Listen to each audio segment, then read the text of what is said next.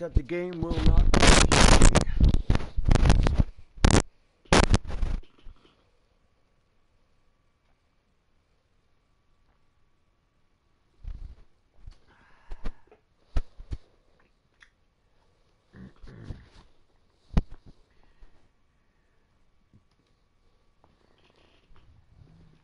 Listen to some comedy.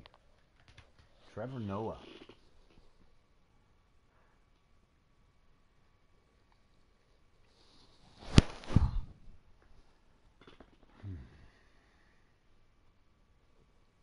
But the big question is, who won and who lost?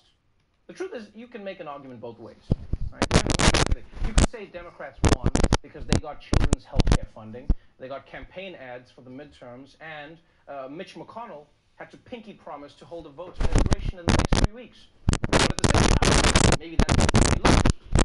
They got a promise from Mitch McConnell, the same guy who broke his Obamacare promise to Susan Collins, the same guy who hasn't delivered on his other immigration promise to Jeff Flake.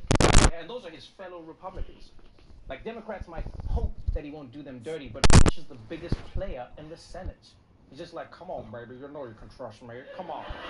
Yeah, I'm a changed man. Come on. So I guess Republicans also won.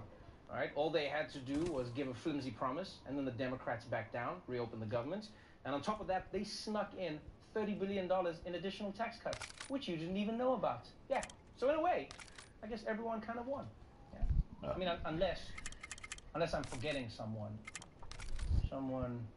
Oh yeah. The people that this whole goddamn issue was about. The DACA program is set to end March 5th. With no solution, Dreamers could start to face deportation at that time. That's right, the Dreamers. They came away from this shutdown worse off than before.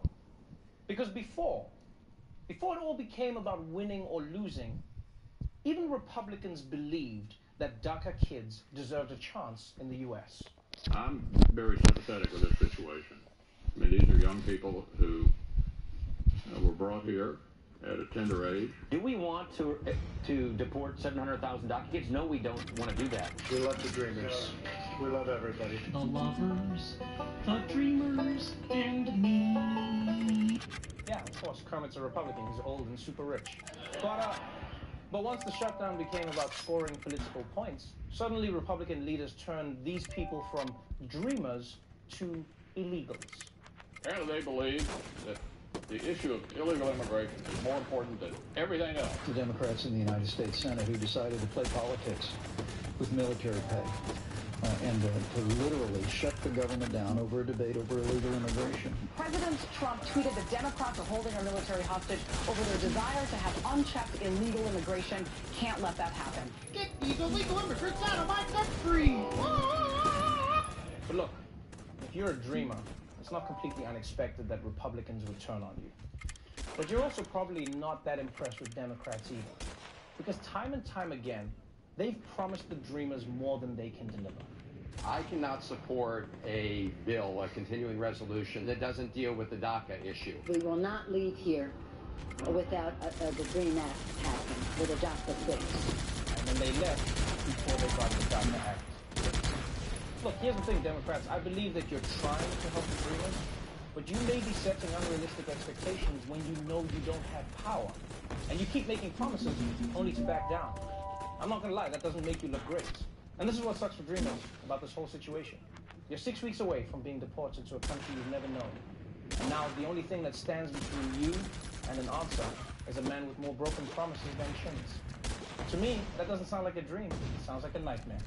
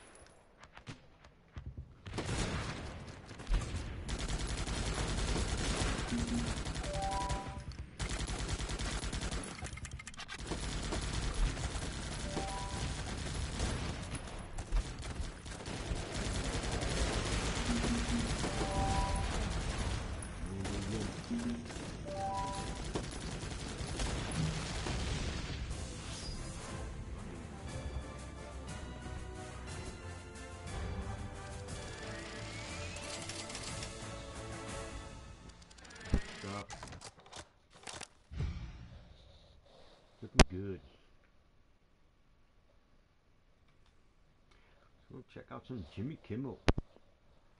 Skip the applause. It's Jimmy Kimmel Live.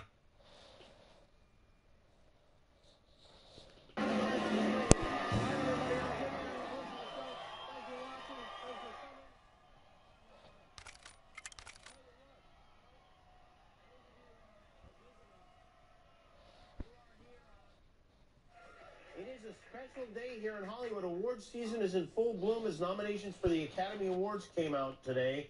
Nominees for Best Picture were The Shape of Water, Three Billboards Outside Missouri, Dunkirk, Get Out, The Phantom Thread, The Post, Call Me By Your Name, Lady Bird, Darkest Hour, and Boo to a Medea Halloween. You know, a lot of people didn't think that was going to make it. And they were wrong. I am hosting the Oscars again this year, and I have to say something. I'm excited. I cannot wait to see which movie accidentally wins Best Picture. I really can't. The most nominations went to The Shape of Water, which racked up 13 nods, including Best Picture, Best Director, and Outstanding Achievement in Fish Penis Design. I'm glad The Shape of Water got so many nominations. I like that movie. And finally, Hollywood is recognizing a monster other than Harvey Weinstein. I think that's great.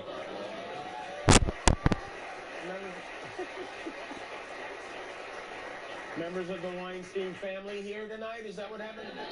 There are a lot of familiar faces among the nominees. Meryl Streep is nominated for the 21st time. Denzel Washington was nominated for his 9th Oscar. And I'm not even sure he was in a movie this year. That's how good he was. There were some historic nominations, too. It was the first time ever a woman was nominated for Best Cinematography. That's because they suck at cinematography. Greta Gerwig became just the 5th woman to be nominated for Best Director. Jordan Peele becomes the 5th African American to be nominated for Best Director. And Kobe Bryant got up. Kobe Bryant is now the tallest person ever nominated for animated short. He got nominated for his movie short film Dear Basketball, which could be the closest we get to seeing the Lakers win something this year. So, as always, there were a number of what are commonly referred to as snubs. Wonder Woman got shut out. There was no nomination for Tom Hanks. Steven Spielberg was left off the Best Director list, so back to the Kinko's management training program for him. And it's hard to call the hey guys, drop a comment for a shout out. Just listening to some Jimmy Kimmel. Category in Best Picture. Nothing against the movies on the list, but to me, this was the best picture of 2017. Sorry. The President of the United States staring directly into the eclipse they told us not to look at. You know, according to the Washington Post, Robert Mueller's special counsel wants to interview President Trump, which isn't good news for President Trump. We learned today that Mueller's team has already interviewed Jim Comey and last week Attorney General Jeff Sessions. The main challenge for Robert Mueller will be getting Trump to answer questions in between bites of cheeseburger. You know, he doesn't like it. They really should make this interview, if it happens, a pay-per-view event. It would definitely make enough money to pay for that stupid wall, right? Now, it's not clear if this interview will be done in writing or in person or some combination. If they do talk in person, it could be an opportunity to catch Trump lying under oath, as opposed to, lying in a camera, a microphone, or in a tweet like he usually does. If I was Robert Mueller, though, while I was in there asking questions, I'd ask him how he does the comb over. I'd just say, are you pulling from the back and bringing it to the front, or is it kind of a twirling? And I will remind you that you are under oath. Meanwhile, an even more important investigation is continuing. That is the saga of Donald Trump and the porn star Stormy Daniels. All of a sudden, Melania Trump will not be joining her husband at the World Economic Forum in Switzerland tomorrow. She canceled her plan to go. According to her director of communications, the First Lady is keeping the trip due to scheduling and logistical issues, and because she hates him. So instead of going to Davos, I guess her plan is to stay back in the White House to keep digging the escape tunnel she has hidden behind her. She has it hidden behind a poster of Tom Selleck, which I thought was interesting. But this would be a rare public separation for America's most notoriously affectionate couple. Yesterday was their 13th wedding anniversary. Neither the president or the First Lady mentioned that publicly in any way yet. So I'm sure he just forgot. I mean, how many anniversaries to how many wives can one man keep track of? It's a long line. Melania may not be heading to Switzerland this week. She is about to take a journey, an amazing journey, that we can all share with her Monday nights on ABC. Next week on Bachelor. We're in Fort Lauderdale. Uninterrupted RE science. It means here's. I feel like he's falling for me or I'm falling for him. He's just the man who knows what he wants. He's just a good dude. Sergeant coming up. I'm falling for him. He's a gentleman. We have a great relationship, and I think that's very important. I don't want to change him. He doesn't want to change me. Ladies, it's final rose tonight. It's obvious that she's just trying to save herself. She seems cheesy when she does speeches. American man, if you could dream it, you could become it. You're just playing him like a fiddle, man. Crystal? Don't feel sorry for me. I can handle everything. Ladies, I'm sorry. If you never receive a rose, say your goodbyes. Oh, poor Melania. Don't feel sorry for me. It's all coming up next week on The Bachelor. All right, so don't feel sorry for me. Ooh, Jimmy Kimmel, fuck that. You might recognize the tune song. It's John Oliver.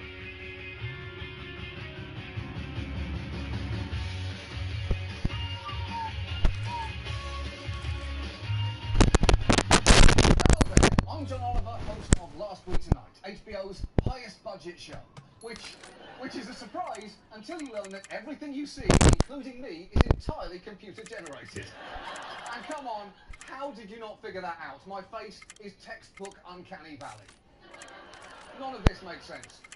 We are still on hiatus this week, but I wanted to briefly return to speak about a very important topic, birds. Or, as I call them, cat feeders. Birds are symbols of love, wisdom, and of course, human trafficking. And as the weather cools down, birds are going to start their seasonal migration, which is of course when they travel to warmer climates in order to feed, grow, and attract a mate. It's their version of eat, pray, love, except birds are too dumb to realise that everything they needed was inside them the whole time. But before the migration begins, I have a brief message for the birds of the northeast as they begin their journey south. Are you listening, birds? You birds! You! I hope you never come back!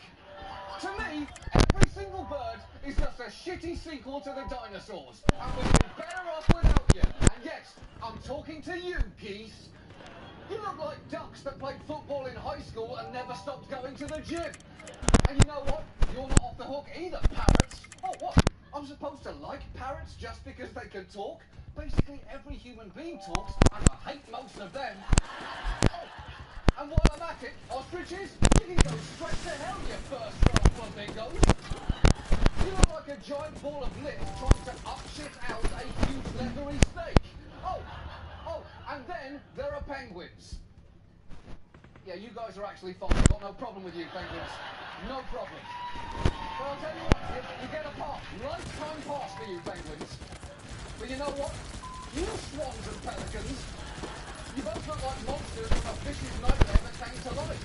And as for hummingbirds, you're just open trees in need of a nose job. And you know what? Actually, ostriches, come back. I'm not done with you yet. Your eggs are too big. And you look like pinatas filled with grocery coupons and dried meats. Just fly the away from me. Oh, I'm sorry, you can't. Your failures are the one thing birds are known for. Now, as for the rest of you birds, I hope all you disgusting sky mice enjoy your tropical getaways, while the rest of us face the frigid torment of winter, and I hope each and every one of you flies into a wind turbine on your way north next spring. Yeah, I hope. You birds! We are back on HBO September 25th. Until then, goodbye! You fly away! You fly away! Hello there, I'm John Oliver, host of HBO's This Week Right Now, or whatever it's called. We are off this week, but we wanted to quickly address one absolutely huge story. National Weather is predicting a big summer for cicadas in the northeast. Big, noisy, and numerous cicadas are set to emerge again from their unusually long reproductive cycle. The ones coming out of the ground this summer were conceived in 1999. Yes, the cicadas are coming. And this latest batch have been hidden from the world since 1999. And if they're anything like humans conceived in 1999, I'm guessing all the girl cicadas are named Madison, and the boy cicadas are named Tyler. Sadly, they won't have much time among us. They'll live for 2 to 6 weeks, mate, and then die. And so that they don't waste, that's an odd thing to whoop, but so that they don't waste too much time catching up on what they missed. I just want to take a few minutes now to get them up to speed on what has happened in the last 17 years. Welcome to the new millennium! Welcome to the new millennium, cicadas. A lot fewer people are calling it the millennium than we thought they would in 1999. First, let me catch you up on politics. We voted in a second President Bush by a narrow margin and rejected a third President Bush by an enormous margin. As for technology, we've made a lot of strides since 1999. For example, the internet no longer screams in agony as you dial into it from your phone line. In fact, you might well be watching this on YouTube, which is a video distribution platform where teenagers become famous for playing video games and opening boxes. In sports news, the Red Sox finally won a World Series, making their fans somehow even more insufferable. And Michael Jordan, while still possibly the greatest basketball player ever, is now someone that we mostly make fun of because he cried one. Hey. Well, more. I'll have some more.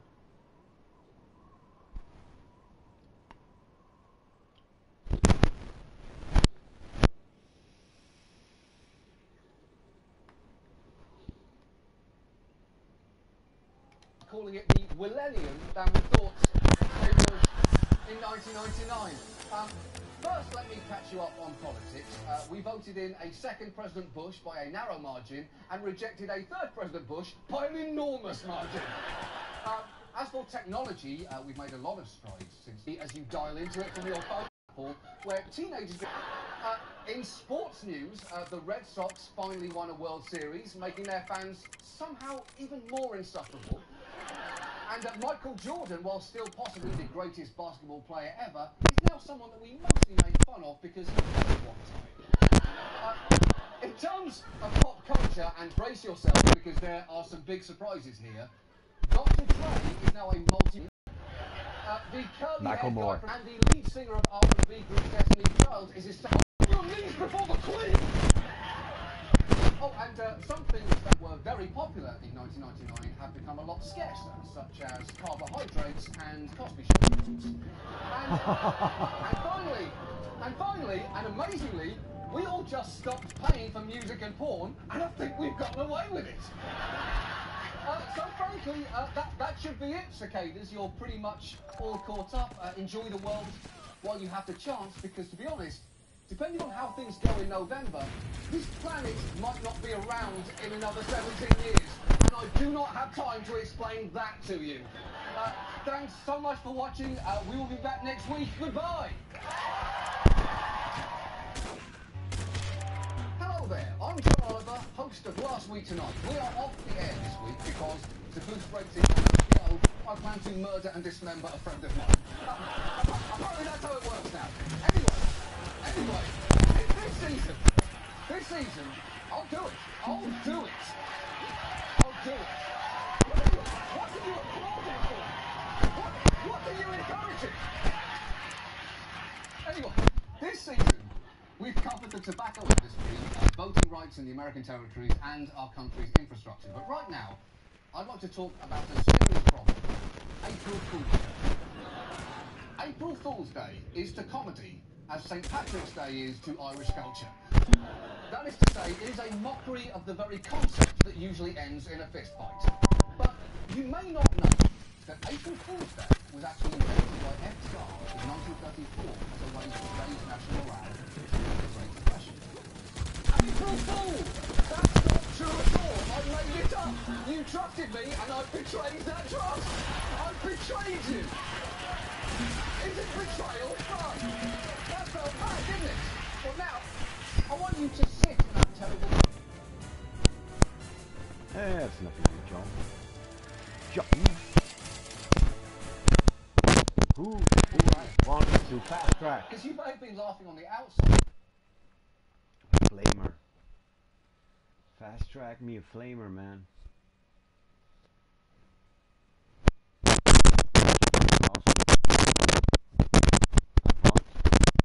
Flamer.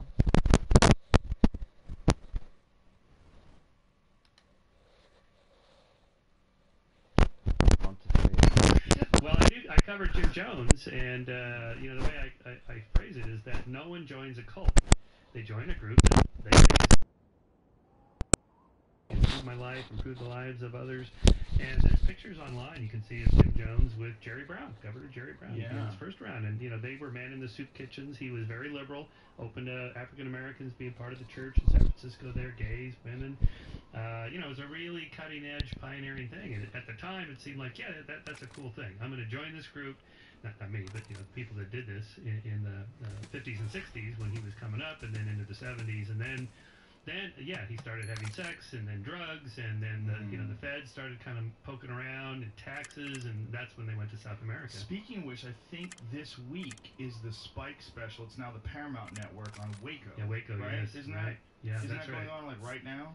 I think it's like I think it started Sunday. Yeah. Yeah, I think it's a 6-part series or something along those lines. See, that's an interesting. Yeah, I'm absolutely convinced most of these guys believe what they say. Now, maybe they're bullshitters at the start, or they only partially believe, but they repeat the rhetoric. Their followers give them positive reinforcement. They come to believe it. And you know, David Koresh, he was, you know, right down the barrel. He totally believed, willing to die for his beliefs. And he also was having sex with everybody. Yes. Yep. I mean, it's so common. I have a friend, and his ex-girlfriend grew up in one of these sort of religious cults, and it was the same deal. The head guy was having sex with all the women, and you know, he would have sex with different people's wives, and everybody had to let him. Yeah, same thing with the fundamentalist Mormons. What's his name? It's in jail now. Jeff. Is that it? Jeff. It's not Jeffries? Yeah, maybe it is Jeffries. Maybe I'm thinking of Jim Jeffries, my friend, the comedian. But anyway, yeah, that's how it gets corrupted. I don't know if you ever read John Krakauer's book Under the Banner of Heaven. This is the guy, the mountain climber that did Into Thin Air and the one about the Alaskan kid. Anyway, he wrote this book called Under the Banner of The Heaven. Alaskan kid who died. Yes, yeah. When they made that movie about what was that movie? Into the Wild. Into the Wild, yeah. So he did Into the Wild, Into Thin Air. Krakauer's a great writer. So this book, he starts to investigate the murder of this polygamous family in Utah. And just as a journalist, he's going to do a story for the New Yorker or something. And then he realizes this takes him down the path of this incredible world of polygamy, which still goes on. Now, legally, it's not legal, but they marry one, and then the others are so-called sisters.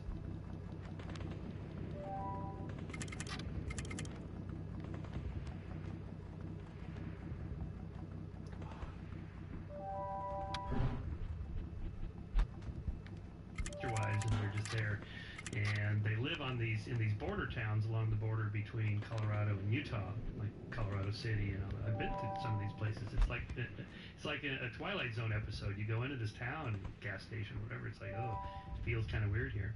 And so Krakauer discovered this whole world of, you know, going all the way back to the founding of the religion and Joseph Smith, and you know, he gets this revelation from God that basically marrying a woman down the street, married. And so he gets this revelation from God, and Krakauer has this scenario in the book where he tells his wife, now, honey, I've been talking to God, and you're not going to believe this, but he says I have to marry this, you know, so-and-so down the street. She's like, oh, yeah? Well, I have to start seeing other guys. No, God was very specific about this. It's just for the guys. And how do I know you talked to God? Well, my buddies, they were there. They heard it also. And this is the first page of the Book of Mormon is an affidavit. These are the people that heard the revelation. They all signed it. And it's like, oh, so this is how it starts. Well, when Joseph Smith started it all off in 1820, he was only 14. Yeah. Meet me a 14-year-old that's not a liar. That's right. Just learn how to lie. It's not even like that they're bad people. When you're 14 years old, you are a developing entity. Right. You know, like your frontal lobe's not fully formed. You don't really know what you're practicing sentences. You know what you're doing. Trying to exert your flames. This guy was very creative. He was, and he got chased out of Palmyra, New York. York is where he started, and then he moved to Missouri when basically he was in trouble with the law and other issues, and then he got in trouble there. He was killed, and it usually just ends a cult when the leader dies. Now there's a kind of there's a critical period to get a new dynamic leader to take over, like in the case of Scientology. David Miscavige took over after William Hubbard passed over. Yeah, I got that flamer. He managed to keep it going. Same thing with Brigham Young. It was Brigham Young that turned this little cult into a world religion, and they just went further west to Utah to get away from federal authorities. Now, how much of a hit is Scientology taking from that Leah Remini series? I think I don't. We don't. I've not seen any data like on memberships, and they're all secret about that anyway. It's proprietary data, so who knows? I can't imagine they could survive. Well, they could survive because they have tons of money through real estate investments, but I can't imagine the numbers could be she's doing good. anything All but right. shrinking. Yeah, between the Lawrence Wright book, then the HBO documentary with it featured just Paul gripping Haggis. stuff. Crazy. Yeah, and your dialogue with Leah was incredible, and she's just a hero amongst secularists that fight against cults. That's really the best way to do it. Not top-down laws against cults unless they're doing something obviously illegal, but just bottom-up members speaking out. I had David Miscavige's dad on as well. Right. That was sad. Yeah. That was sad because I felt like I was talking to a guy who felt like he wasted his life. Right. And lost his son. Right. And he brought his son into Scientology. The whole thing was really disturbing. Yep. It's just very strange that the United States government is allowing those people to be tax exempt. I mean, with all the evidence that's available, you just go and look at what they're proposing and what they believe, and the thetans and the frozen entities that were dropped into the volcano, all the crazy shit. Well, the story about this is what really worried me about the IRS. I mean, I've always thought, I don't fear hell or the devil, but I fear the IRS. I'm pretty careful about that. But they're the only major organization I've ever seen that beat the IRS, and they did it through thousands of lawsuits. I think they sued them like 3,500 times or something like that. Well, they had every single member that they could get to do it sue them as well. They were getting all their members to sue it. They were suing. I think that was the story. Isn't that how it worked? Yeah, and eventually the IRS just said, okay, fuck it. You're tax exempt. But, I mean, if they're letting the Mormons do it, and why wouldn't they let the Scientologists do it? I really don't think any religion should be tax exempt. I agree. It's ridiculous. I agree. I mean, in 2018, with what we know about reality, the fact that we let some old voodoo, superstitious nonsense not have to pay taxes and exert extreme power politically, socially, economically, it's crazy. Well, and they preachers they can live in a house tax free. They don't have to pay property tax on the home that they own. So there's a lot of these side benefits also that you don't normally hear about. So gross. So the Freedom from Religion Foundation and some of these other organizations, ACLU, are trying to combat some of this, but legally, how do you distinguish that from, say, a nonprofit like Doctors Without Borders or one of these other groups? Or the Clinton Foundation. Well, yeah. There was some statistic recently in the Clinton Foundation how much money in 2014 they actually donated to charity. Oh Christ! It was like 6%. Something like extremely low. The rest of it, what, payroll? Mostly expenses. Private. And that's what it flights is. They're scams. Yeah. All these things are scams. Yeah. It's just. Yeah, it might be good to just clean house and just no one gets nonprofit status or tax-free status. Yeah. Unless you're just I don't know. I mean, I feel like there's room in the world for compassionate charities that are actual charities that are really legitimate. There's room in the world for them, and I think that they should have tax-exempt status, but I think we should be really stringent about what we accept. Well, the Supreme Court, then they have a problem is, where do you draw the line? Because somebody says, well, I have a goofy belief, the Jains have some weird beliefs or something, but they're manning the soup kitchens, they're helping the poor, and there's no corruption. Right. So what's the difference between them and the Scientologists who say, hey, we have our own religious beliefs that to you sound goofy, but to us they're true.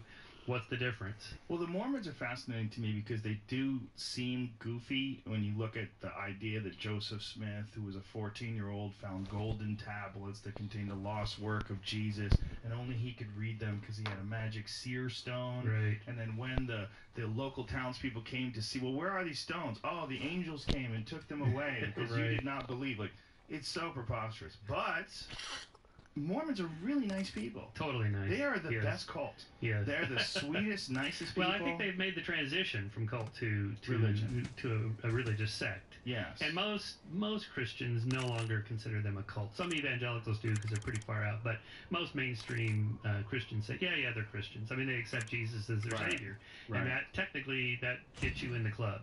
They just gotta let all that Joseph Smith stuff go. Yeah. Because the way they treat people is fantastic. I mean, I'm not a big fan of them going to these poor countries and proselytizing and, you know, getting these vulnerable people to become part. But I think the way they deal with community and the way they deal with each other, it's like it's a very warm and friendly and family environment. And most of the Mormons that I've met that are practicing have been very nice people. Yeah, and they're serious about their tithing and the 10%. I mean, they have strict rules about this, like capital gains. It's equivalent to capital gains. So if you sell your house and make a profit, you got to give 10% of that to church, not just your income, not just your paycheck.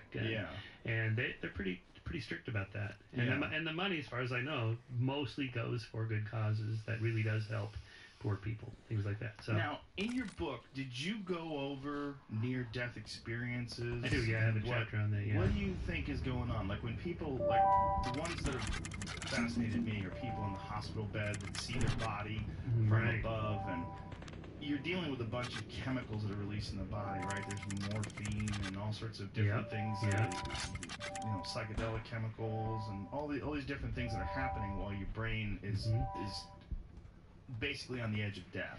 Right. So it's important to remember that they're near-death experiences. You're not actually dead. So there's a liminal transitional stage there where you're sliding into some other state of consciousness, an altered state of consciousness. And we know that if you inject or you take hallucinogens, you know, those are molecules that operate on a lock and key mechanism with the synapses in your brain, in your neurons. So if these external drugs work in this molecular lock and key mechanism, there must be natural chemicals similar molecularly to that in the brain already in smaller doses. So one theory about near-death experiences is that this is a way of transitioning from living to dead without feeling anxious and falling apart and upset and depressed or whatever. It's kind of a smooth, feel-good, better than a morphine drip kind of way of making the transition. And but we know, for example, that this scientist named Dr. James Winery of the United States Air Force, working with pilots, accelerating them in a centrifuge, and they would black out as part of their training. You know, 2Gs, 3Gs, 4Gs, boom, out you go at some point like 10Gs.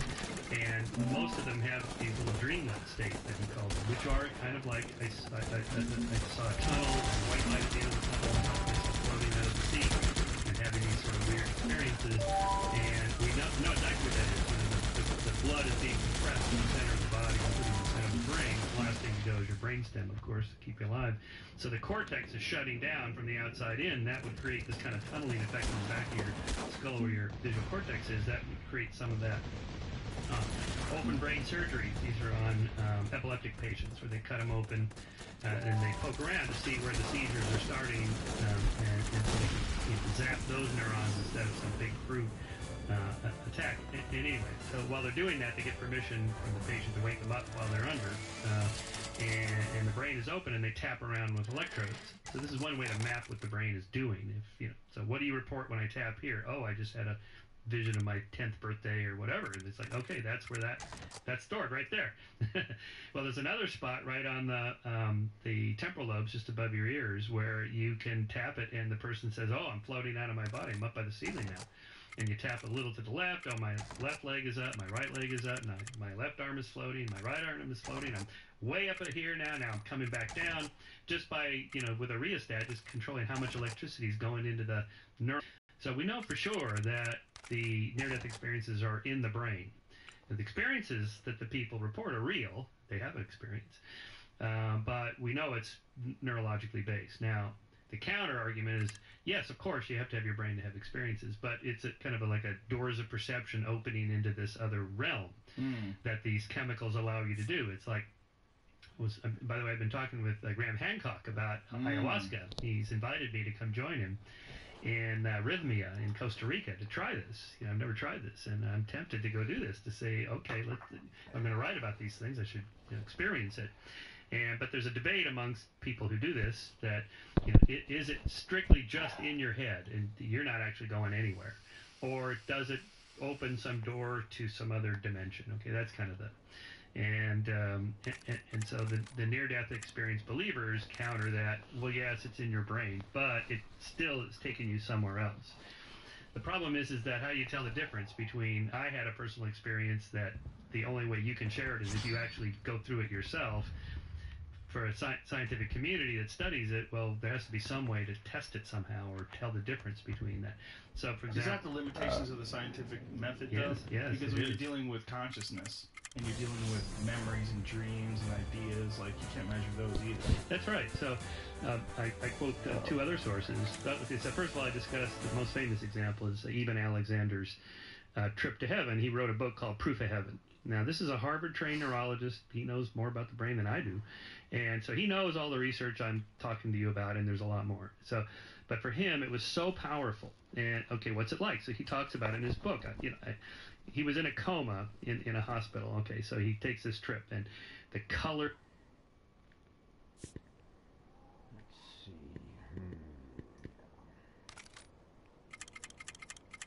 were unbelievably intense and rich, and I felt just deep personal love for the people I saw and oneness with the cosmos. He talks about in the 60s when he was dropping acid, and the colors were incredibly intense, and I had this incredible feeling of love and connecting. And I quote from Sam Harris's the opening pages of Waking Up. I took ecstasy, and I'm sitting there on the couch with my buddy, and all of a sudden I feel this intense love for my friend. In other words, the narratives are indistinguishable to an outsider. So how do you know that you're actually going to heaven or you're just having a fantastic trip? Well, it's entirely possible it's both. Well, so how do we know? So we don't know. I think the real problem is people saying that they know. Right. Right. Saying that I know that I was in another dimension. Right. I know. I mean, it's entirely possible that your consciousness is capable of going through these chemical doorways that are created by these molecules, and that it experiences some frequency on the dial. Like if there's a radio dial, maybe we're at 95.5, but you can get to 97 if you take X amount of milligrams of dimethyltryptamine, and then you go to this new place. Well, but you're still physically here. Aldous Huxley's book, The Doors of Perception. Yes. Which supposedly is where the Doors got their name, but no. Somebody told me that's a meme. That's not true. I don't know. Anyway, but that's the idea. Yeah. Sounds good. So, but really, what you're getting at is a super core problem of what is truth. How do you know? So mystical.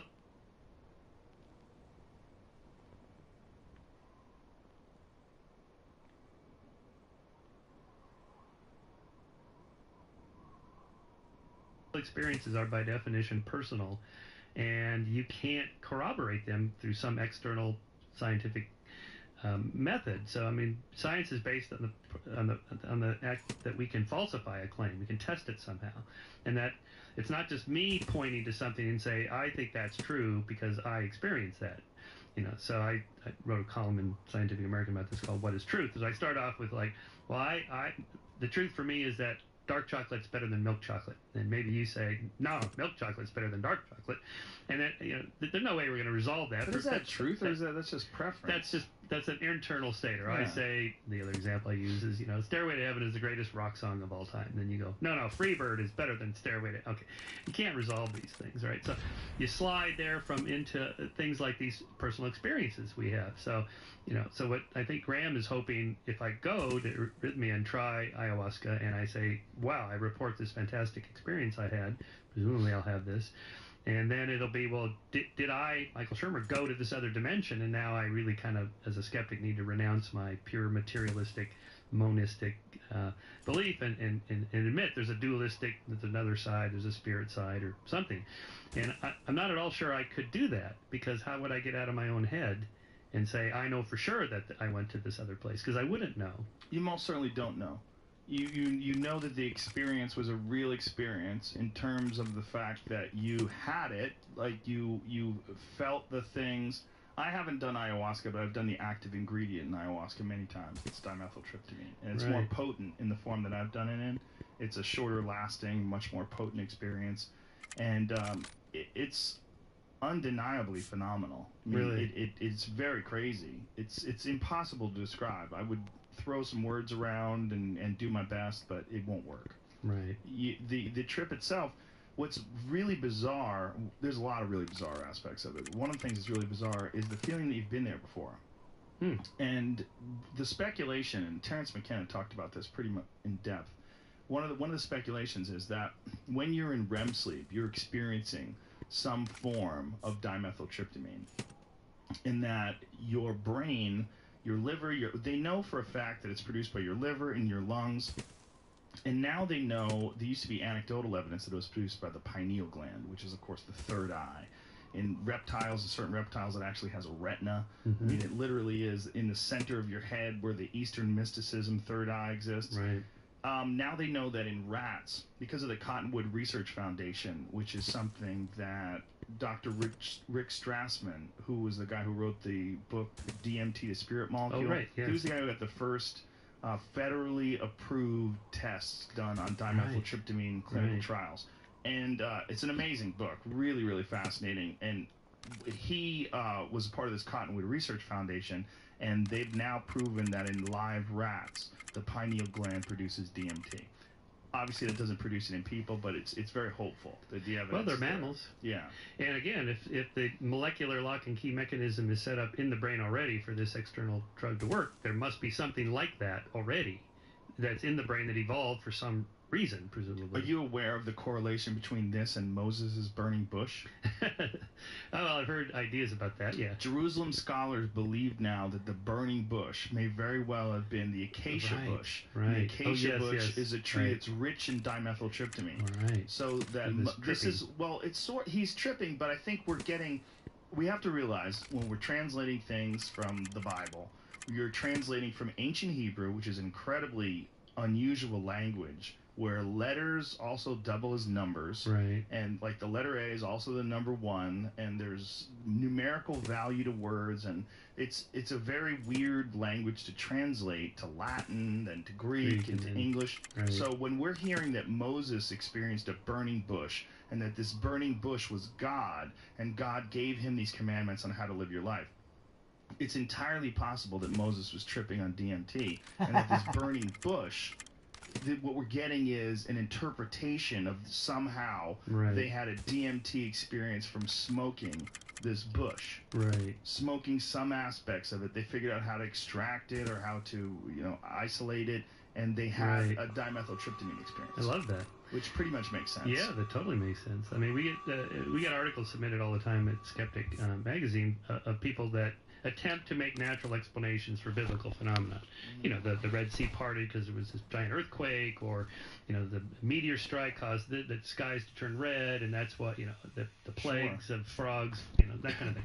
Okay, I like all those. We published one in which the argument was that Jesus never died. He was in a deep coma on the cross, and that one of his followers had stabbed, when he got stabbed in the side with a wound, that it actually had some chemical that put him in this coma.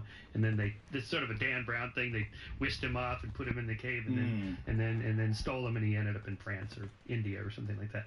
Okay, maybe. I published it because I thought, there might be something to that, and I like those kinds of explanations. On the other hand, if you go into sort of your Joseph Campbell, Jordan Peterson role of thinking, well, maybe these stories are doing something else entirely.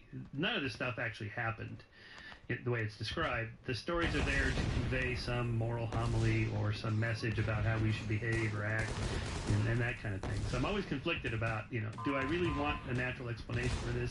Do we need to go that fast? Or maybe the stories, they didn't actually happen. Moses never really existed, or the people never lived in the desert for 40 years because there's no archaeological evidence that this ever happened. Maybe it didn't happen. Maybe it's a story that represents, destruction, redemption, starting over, something like that. Yeah, more likely, right? Are you aware at all of any of the translations from the Dead Sea Scrolls? I haven't followed that too. There's a fascinating book, 2 fascinating books that were written by a guy named John Marco Allegro. And John Marco Allegro was a scholar who was hired to be one of the people to decipher the Dead Sea Scrolls. And he deciphered them for over 14 years and wrote a book called The Sacred Mushroom and the Cross. And his interpretation was that the entire Christian religion was a massive misunderstanding. What it really was, what the original religion was based on was the consumption of psychedelic mushrooms and fertility cults. And all of these ancient parables were really just ways that they could retain the knowledge while hiding it from the Romans. So they did it in these stories and parables. He even traces back the word Christ to an ancient Sumeric word, which means a mushroom covered in God's semen. Oh my God! Yeah, this is where it's That's crazy. the Messiah. It's a crazy book. Yeah. It was actually bought out by the Catholic Church, and then reprinted recently by a guy named Jan Urban, and he did it like 5 or 6 years ago. He reprinted, so you can buy it now. But I have 2 copies of it that were original prints that I bought from a long time ago. Yeah. But they bought it out, and so you then, bought it out to get rid of it. Yes, to get rid of it. And then John Marco Allegro wrote a second book called The Dead Sea Scrolls and the Christian Myth after they bought out his first book. Right. So he has 2 books that are available that are basically supporting this theory.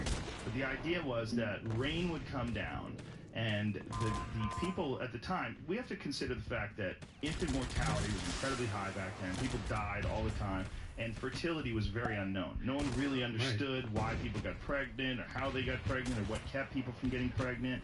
And so people were constantly concerned with the possibility of them going extinct. They really were concerned with villages getting wiped out, their family getting wiped out. So they were very concerned with fertility. And they thought that when it rained, these mushrooms that came out of the ground, they came out of nowhere. Like, you know how quick a mushroom grows. It's not like a plant. Right. So if there's a spore, which, by the way, there's spores everywhere. There's mycelium that's underneath the earth, and everywhere you go, there's the potential for the growth of these mushrooms. So the rain comes down, and then almost instantaneously, these mushrooms blossom up out of the ground. Right. You eat these mushrooms, you have intense psychedelic experiences. You gather them up, you hide it from the Romans, you hide it from everybody. You don't want people to know this is your portal to God.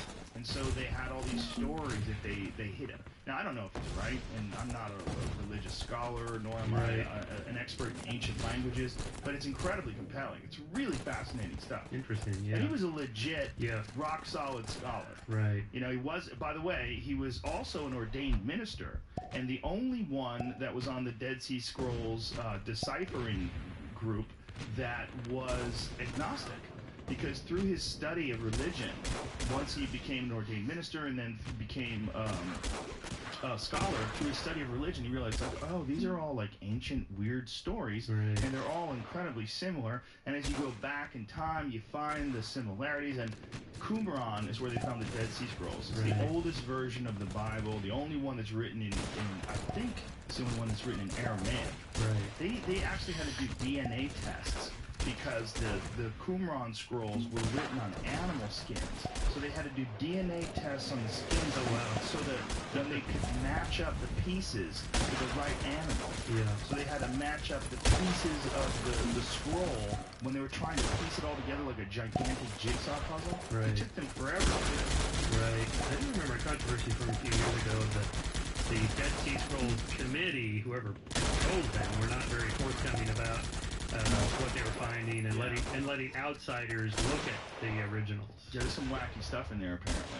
Yeah, and also, you know, intellectual groups like that, they tend to circle the wagons, and, you know, we're the elite special experts, and you can't look at those things. I think there's that, but I think there's also, like, if you're gonna go by the way Christianity is set up, those stories are, this is what everything's based on. Adam and Eve, you know, Moses, Joseph, all these different characters. Right. Those stories are completely different, apparently, in the Dead Sea Scrolls. And there's a lot of wacky stuff. Yes, right. Things coming from the sky, like alien type stuff, and weird shit. And people are probably tripping their balls off.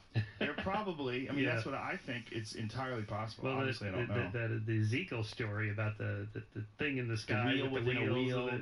And of course, the ufologists think, well, they were seeing a UFO. Yeah. But no, they were tripping. And it's much more likely they were tripping. Tripping the balls off, man. Psychedelic mushrooms existed back then. Right. It is the easiest thing in the world to see a mushroom, pick it up, and eat it. Right. So, and people did it all the time. They experimented with food all the time. There were no books to look up to see which are the good ones to eat. Of course, I mean, it completely makes sense. Completely makes sense. Yeah. And there's also, in a lot of really ancient religious art, there's tremendous mushroom iconic photographs of these paintings.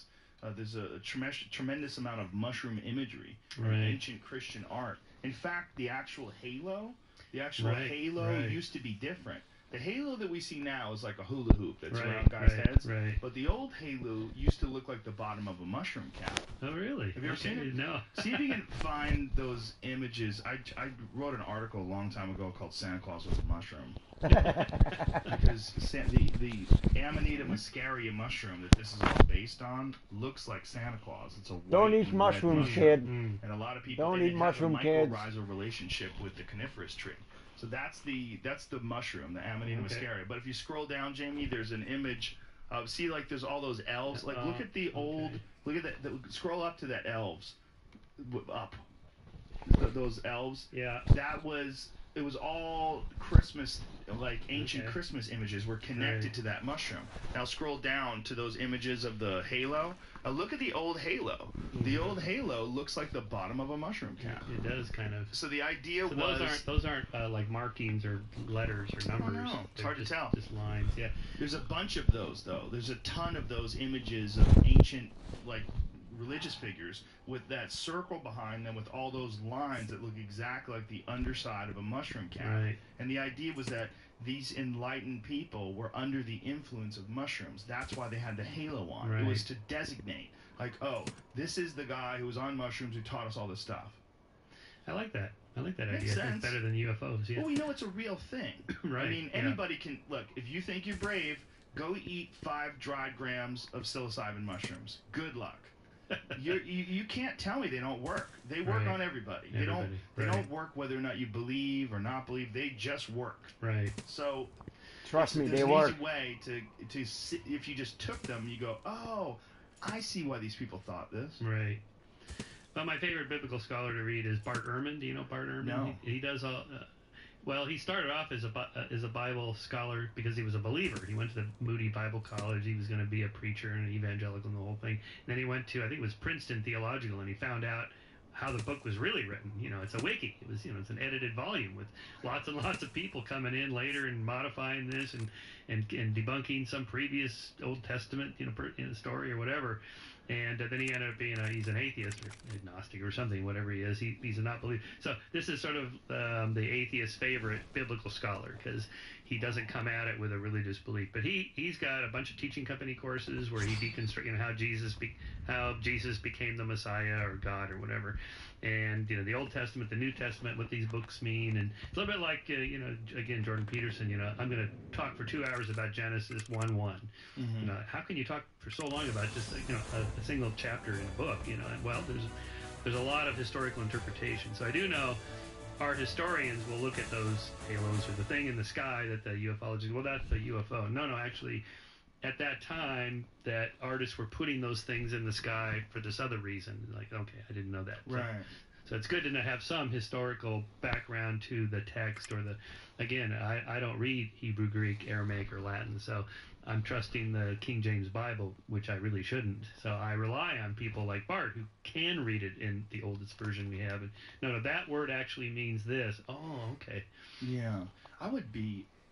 I mean, if you could get into a time machine and go to any time in history and just see what it was like, how people behaved. Yeah. I would be real tempted to go to ancient Egypt, but I'd also really be tempted to go to around the time of Christ. I mean, I don't necessarily even know if Christ was a real human, but I would love to see what life was like back then. Bart thinks he probably did exist, and obviously not the Messiah, not the supernatural stuff, but that somebody like that, or by that name, Yeshua, it's not that unusual a name, probably did a lot of the stuff he did, just as itinerant preacher and so on. So I'm on board with that. I'm not part of the group, the atheists, that say he never even existed, completely made-up story. I don't think so. And I actually, in Heavens on Earth, I conclude probably erroneously or in the minority position, that when he said the kingdom is within, or in more famous passage that my disciples standing here now will not die before they see the Son of Man return, and these kinds of things in the Gospels. I think his message was, there is no place that you're going to after you die. That heaven is here. This is it. We have to make the most of it. And it's a message that you would give to a people that are oppressed by the Romans. So I call this the oppression redemption myth. That it's a story of it's like the Native American ghost dance in 1890. When they're like an oppressed people, they're about to be wiped out, and a Messiah comes and says, it's all going to be great. We're going to change everything. The buffalo are coming back. If you wear this sweater, it'll be impervious to white man's bullets. And it was a very Christ-like story. And when you start looking at it, you see, this story comes up a lot in history among oppressed peoples as a way of saying, we got to circle the wagons and take care of our own against these oppressors and make a better life here. Yeah, it just makes sense that there'd be so many parallels. And you think about history and how many people were oppressed, and how often these narratives repeated themselves over and over again when people got into power and then invaded others. And yeah, it's brutal history. I'm just reading Neil Ferguson's new book, The Tower and the Square. It's about the tension throughout all of human history, civilization, between hierarchical top-down power structures and horizontal network power structures, and that they're always in tension. But mostly throughout history, it's the top-down. What the fuck is blocking my base? One chapter opens with that scene from The Good, the Bad, and the Ugly when Eli Wallach and Clint Eastwood are facing off each other in the cemetery, and Clint Eastwood shoots the other guy, the bad guy, and then Wallach tries to shoot his gun and it's empty. And so Clint Eastwood walks over to him and he says, there are two kinds of men in this world. Those who have loaded revolvers and those who dig. You're going to dig. And Ferguson uses this story to say, basically that's the history of civilization. Somebody's got the loaded gun and everyone else is going to dig. Yeah, it's amazing that we made it this far. I mean, we live in such... I know that there's troubles today, and I know we have issues in our own society, and forget about other parts of the world, which there's horrific things happening right now.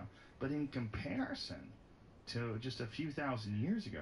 you would not want to live back there. It'd be fun to go to visit if you could come back. I would want to go in a giant bulletproof hamster bubble. Like one of those... Roll around and watch. One of those... Just like maybe where they couldn't see you. I just want to be there where they can't see me. I would love to observe and see what... Because we have all these... Like, I'm watching this show, Vikings.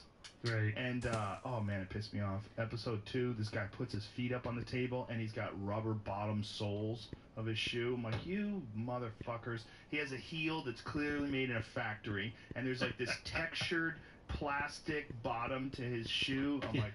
How did no one catch this? You guys have this amazing wardrobe and all these ships, and I'll take a picture of it and I'll put it up on my Instagram later. It was so dumb it made me angry. But I'm watching this and I'm like, how do we know this was how they talked? How do we know this is what they did? How do we... This is some weird interpretation of some historical events. Really hard to interpret, and of course thoughts don't fossilize. So, no. I start off early in the book about who were the first people to figure out we're going to die, right, and become aware of our own mortality in a way that, well, maybe I can conceive of being somewhere else. I don't actually die. So we know, elephants grieve and mammals grieve, and cetaceans, dolphins, whales, and so on, and chimps. They feel these mothers are just depressed and almost suicidal when their infants die. But that's different from, conceiving of like, well, I know I'm going to die because I see people around me going to die, that I conceive of maybe some other place to go. So I start off with something of a paradox that if I ask you to imagine yourself dead, you can't do it, because to imagine anything, you have to be alive. That's it. So it's not going to be like falling asleep and waking up the next morning because you have dreams or whatever. It's going to be more like general anesthesia, where it's 10, 9, 8, boom, boom, lights out, but you just never wake up. So we talk about things like, well, there's nothing after death. But even the word "no thing" implies there's a thing, or you're going to this place, there's nothing. Well, no thing or nowhere, it implies that there's a where that you're not going to, but there's not even a where that you're not going to. And it's like, with Lawrence Krauss and some of these cosmologists, what was there before the Big Bang? So when you say, well, imagine no universe, no stars or planets or galaxies, no light, but there's not even any space or time. And at some point, we don't have the words to even say what it is we're trying to talk about. There's nothing before the Big Bang. You can't even actually talk about it. Well, don't they think now, though, that it's entirely possible that the Big Bang is like a cycle? Yeah, well, I think it's something like that. I think it expands and contracts infinitely forever. Yeah, that's a preferable. Yeah. Well, again, we have to come up with some way to talk about it. So. Don't we also have this weird biological idea based on our own limitations that there's a birth and a death of everything? Right. So I actually have a chapter devoted to Deepak Chopra and the Eastern wisdom traditions. We're kind of buddies now. And, really? Yeah, I went to his center down in Carl.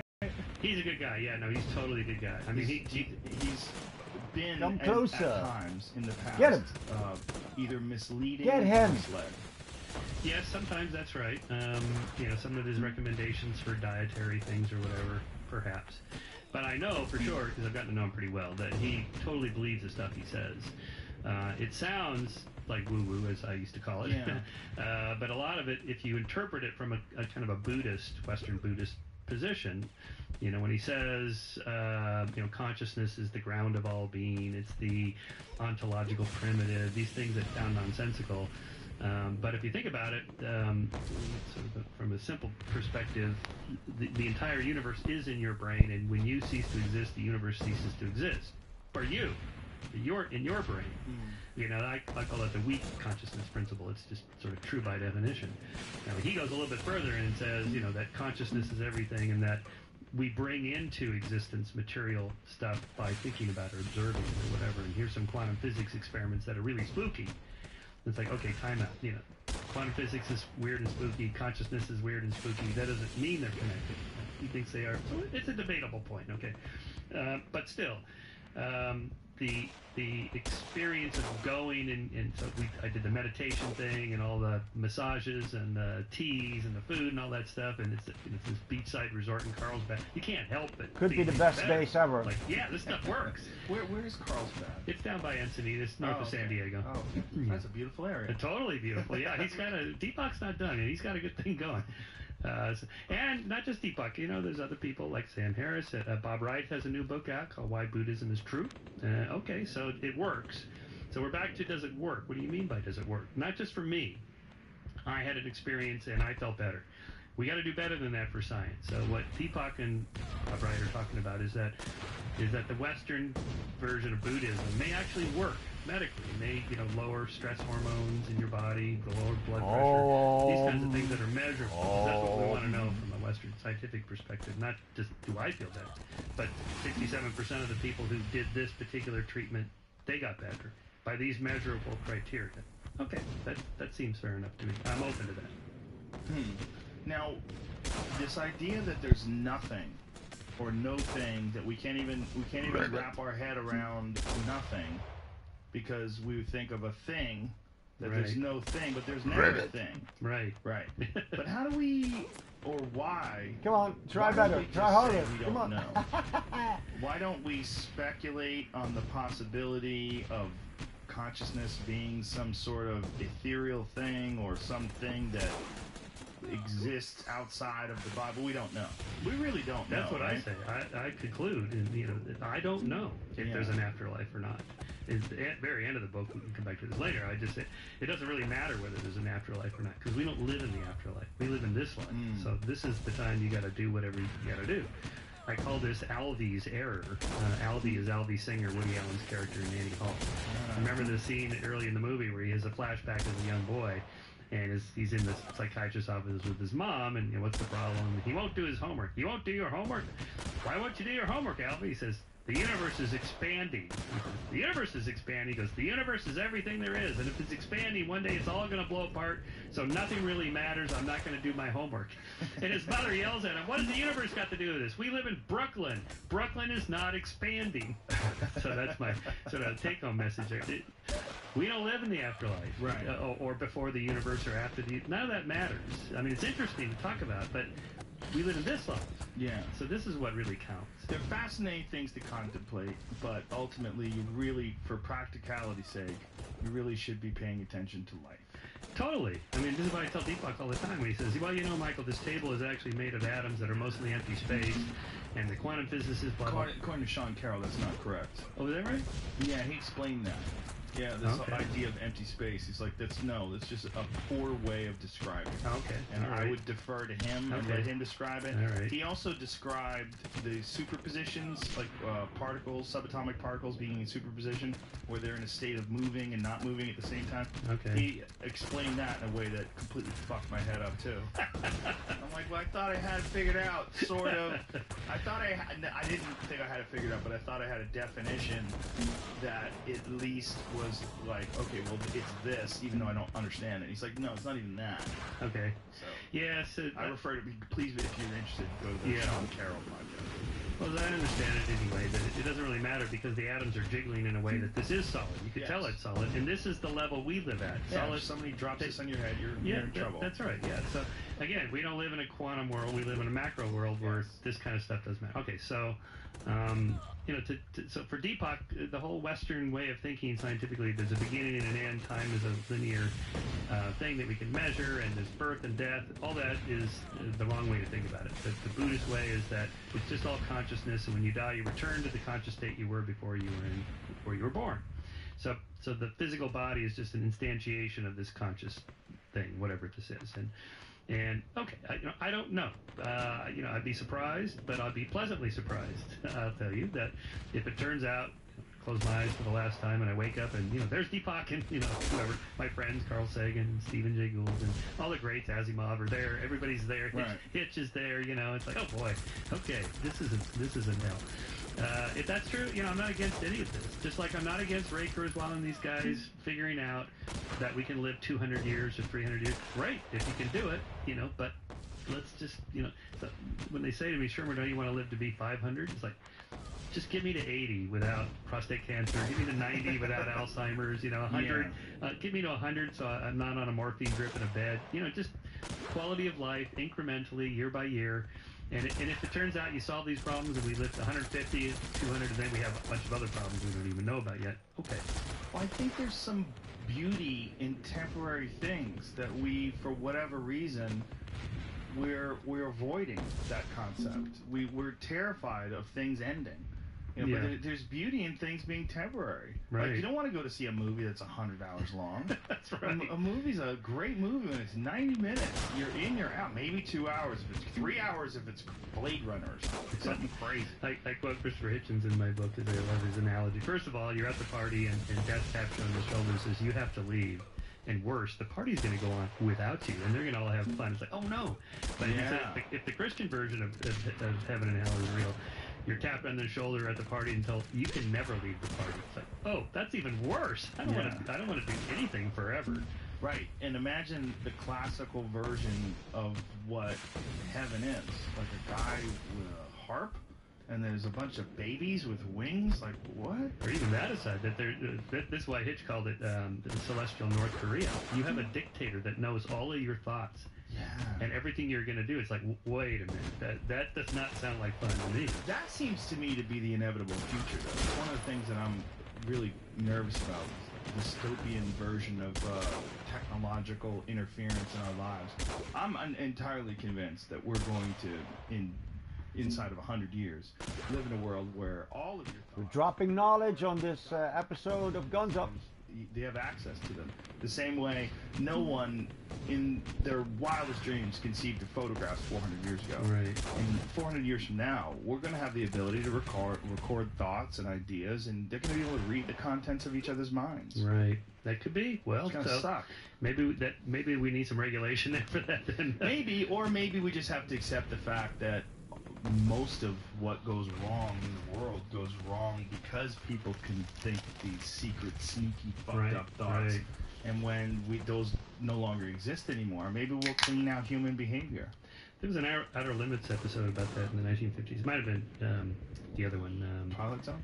Twilight Zone, where this guy all of a sudden is able to read the minds of other people, and he's at work and he's listening to all these conversations and all this fun stuff. But then there's this one guy who's really dark. Like he's gonna come in and blow everybody away. And so it sort of climaxes where he comes in and tells the boss and everybody and they go in there, and it turns out the guy says, well, I was never going to do that. I was just angry and I was just thinking that. So it's like a Minority Report thing. You can have these thoughts. Right. We know from research that this is David Buss's research on. He wrote a book on murders, The Murder Next Door, it's called. And so he did the research on asking subjects, have you ever thought about killing somebody you didn't like? And it turns out like 80% of guys and 67% of women have had homicidal fantasies in their life. No, 99.9% of us never act on our homicidal fantasies, but we get mad enough we can imagine. And he's got the narrative accounts because he also asked them, tell me what you would do. And oh my God, they're just incredible to read. Like I would break every bone in his body, and then I would pull out his fingernails, and then they go on, and you're like, holy shit. But it's just it's just fantasy, yeah. Well, some people have suicidal fantasies. Yeah, that's There's right. people that have fantasies of jumping off of a giant building. Right. I mean, but most don't act on it. Most don't act on it. Right. And there's people that just have these thoughts and they think them. They look at the edge and they go, I could just jump off right now and end this whole thing, but I won't. And should we punish them? No, of course not. Of course not. In the Minority Report scenario, it's like, okay, we found out that this guy's thinking about robbing the bank. So he had a fantasy about it. He's not going to do it. I've thought about doing that. You have? Not really. Not really. Kind of but I was like, what would I do if I had to rob this bank? I mean, I've never actually considered robbing a bank, but I thought, okay, I'm at the bank. What do I just decide? Pull out. Joe Rogan is hilarious, man.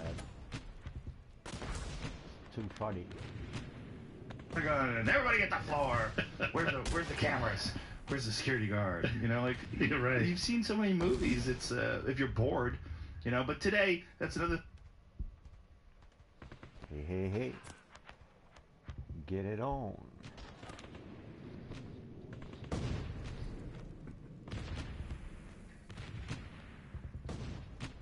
Thing. People are rarely bored because when they are, they just pull out their phone and stare at pictures of other people's butts. Right. I mean, it's it's like you just pull out Facebook or Instagram and no longer bored. When I was in my religious days in college, I asked before I went to Pepperdine, which is a religious school. I was at Glendale College, just to get my GE out of the way.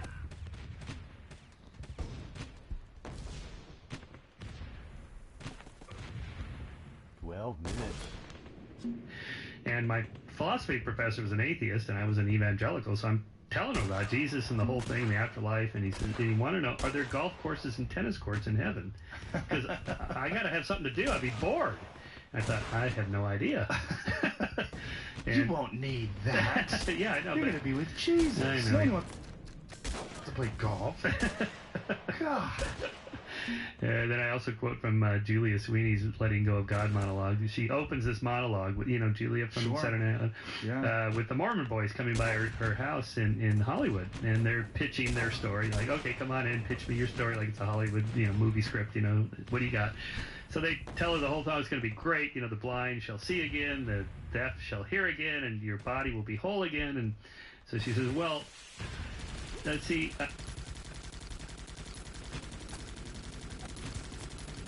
I had uterine cancer, so I had my uterus taken out. Do I get my uterus back when I go to heaven? They said, yeah. She goes, I don't want it back.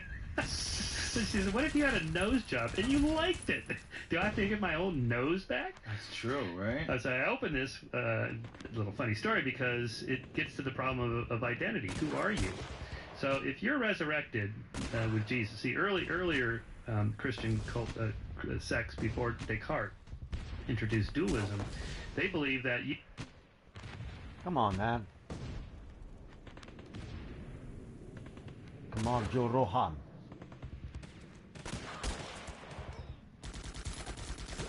You are, when you're resurrected, after your death, you are physically there. Fucking refresh, and then get at me again.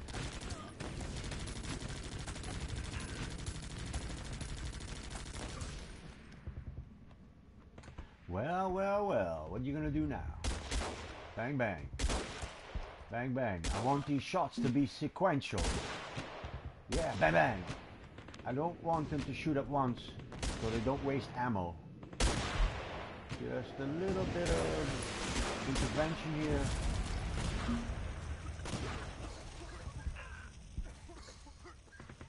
That's always kind of flexible and changing. So there's that. And then there's the problem.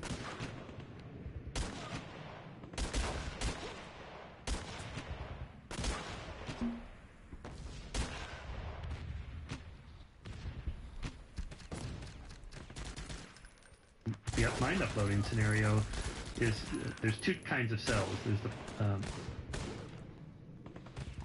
fucking ass. Fucking YouTube. Yes, I blame YouTube. You should buffer more.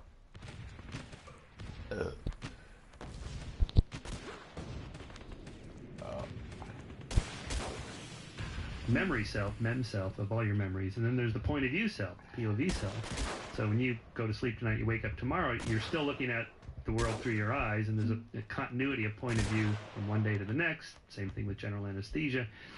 So like in the Johnny Depp movie Transcendence, where he's poisoned by these terrorists and he's dying, he's got like a week to go, he copies his mind, connectome, equivalent of the genome, and puts it in a computer, and then he dies, and they turn the computer on, and he's in the computer looking out through the little camera hole. I don't see how this could happen. That is, if we copied you, your connectome, everything, all your memories. So we had a Joe Rogan #2 copy ready to go, but instead... Get him again.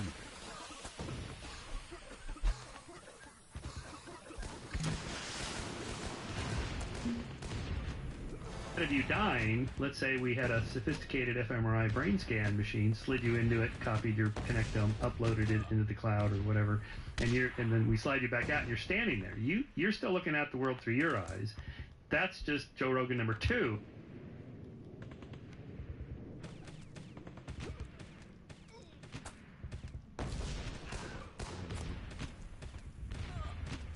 A copy. And no more do you look at that than a twin looks at its sibling and says, well, there I am. No, you're still standing there going, no, I'm here. That's just a copy of me.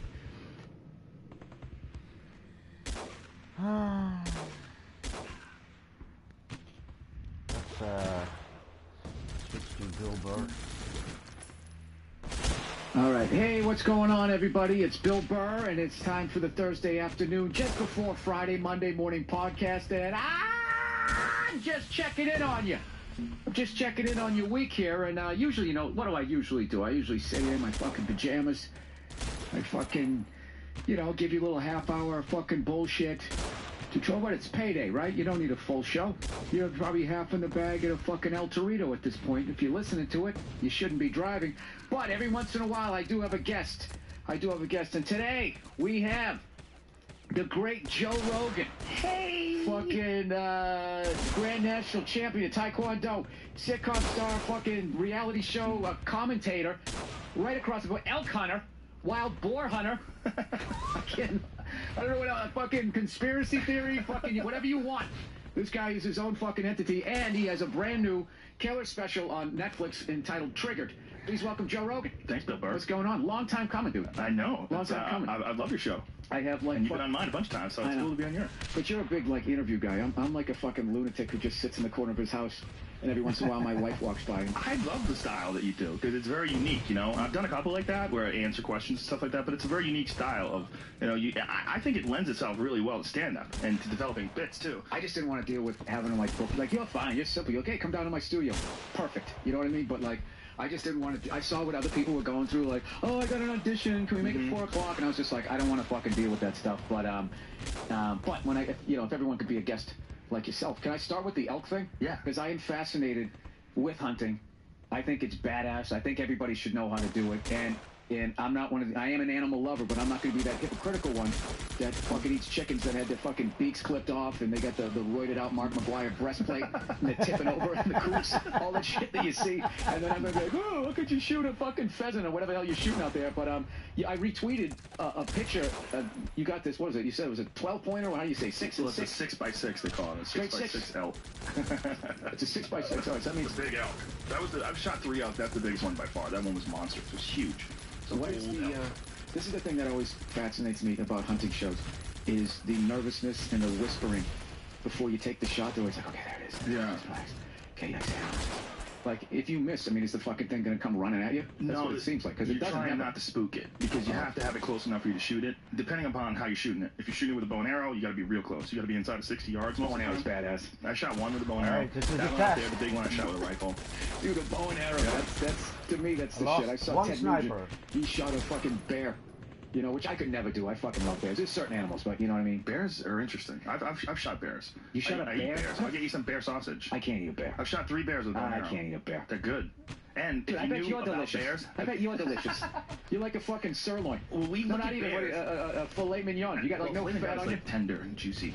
So I've always felt that about you, Joe. Thank you. We think of bears, I think, very incorrectly, because with you know what the word anthropomorphization means when you put human characteristics in animals like Yogi Bear and shit like that. Or you make them ride a bicycle at the circus. We have this idea that bears are these cute things, but where my friend lives in Alberta, where I hunt, they literally have to shoot them because they don't have any predators. So if bears don't have any predators, and they just breed and they keep breeding, and then they decimate the moose population, the elk population, and they cannibalize each other. That's the thing that most people. So they kind of handle it in house. Sort of, but they eat babies. That's what they do most of the time. What do you mean babies? They eat their own babies. They're kind of sliders.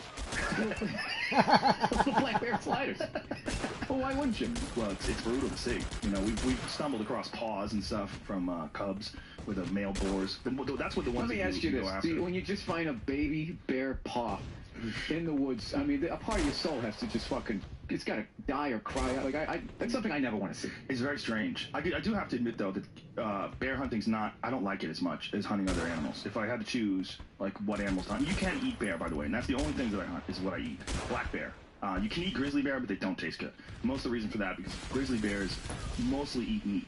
They eat a few berries. If you can find a grizzly bear that was just eating berries, it would probably taste delicious. They literally taste like what they eat. Like hunters try to go after bears that eat berries, like black bears in particular. In the fall, they'll eat blueberries. They call them blueberry bears because, like, as you're opening them up, their fat is like a purple color, and it tastes like blueberry. And apparently, it's the most delicious meat in the world. So without them realizing they're already marinating themselves, exactly. You guys are going to show up. Wow. Seasoning themselves. But my all-time favorite animals are elk. That's the best. They taste the best for you. And you gave me that elk meat, whatever the last time I was on here, and I made a chili out of it, and then the fucking elk burger, it's a little dry. Somebody gave me to put a little bit of butter in there to kind of, you know. Yes. You needed some, like an egg or something to make it stick together a little bit. Yeah, well, you don't want to cook it too much because it's super lean. There's no fat in it. No, I put a piece of Swiss cheese and some prosciutto on top. Nice. It's fucking insane. You feel good when you eat it too. It's a powerful food. There's a lot of energy in those. It's like there's so much nutrients in elk. It's like way more protein dense, way more nutrient dense. Plus, they're kind of like because they're wild. I know, like, the human, like, footprint, as I said, you know, acid rain and all the fucking horseshit we do, but at least I would like to think it's kind of away from the GMOs and all that. It's as way as you can get. So, who knows what GMOs do you, but, like, the fresh shit tastes better, though. It does taste better. I mean, GMOs, everything's, that's a weird word. Like, if you talk to real scientists about GMOs, most of the time when you talk about GMOs, you're talking to hippies. And like, yeah, man, you gotta stay away from GMOs. You meant genetically modified, it's giving us cancer, it's terrible for the water. But real GMOs is almost everything we eat. Every tomato you eat is genetically modified. Right. Involved in all. So corn. We're kind of like guinea pigs to see like what. It's hilarious, man. It's a great podcast.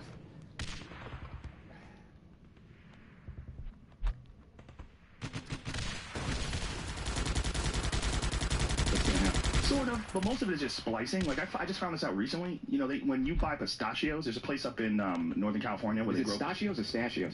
Either way, pistachios. I don't know who you're talking to. Thank you. Thank you. Pistachios. Uno pistachio. Por favor. I like it with tea. Let's slow it down a bit. Shelled, of course. I don't shell them myself.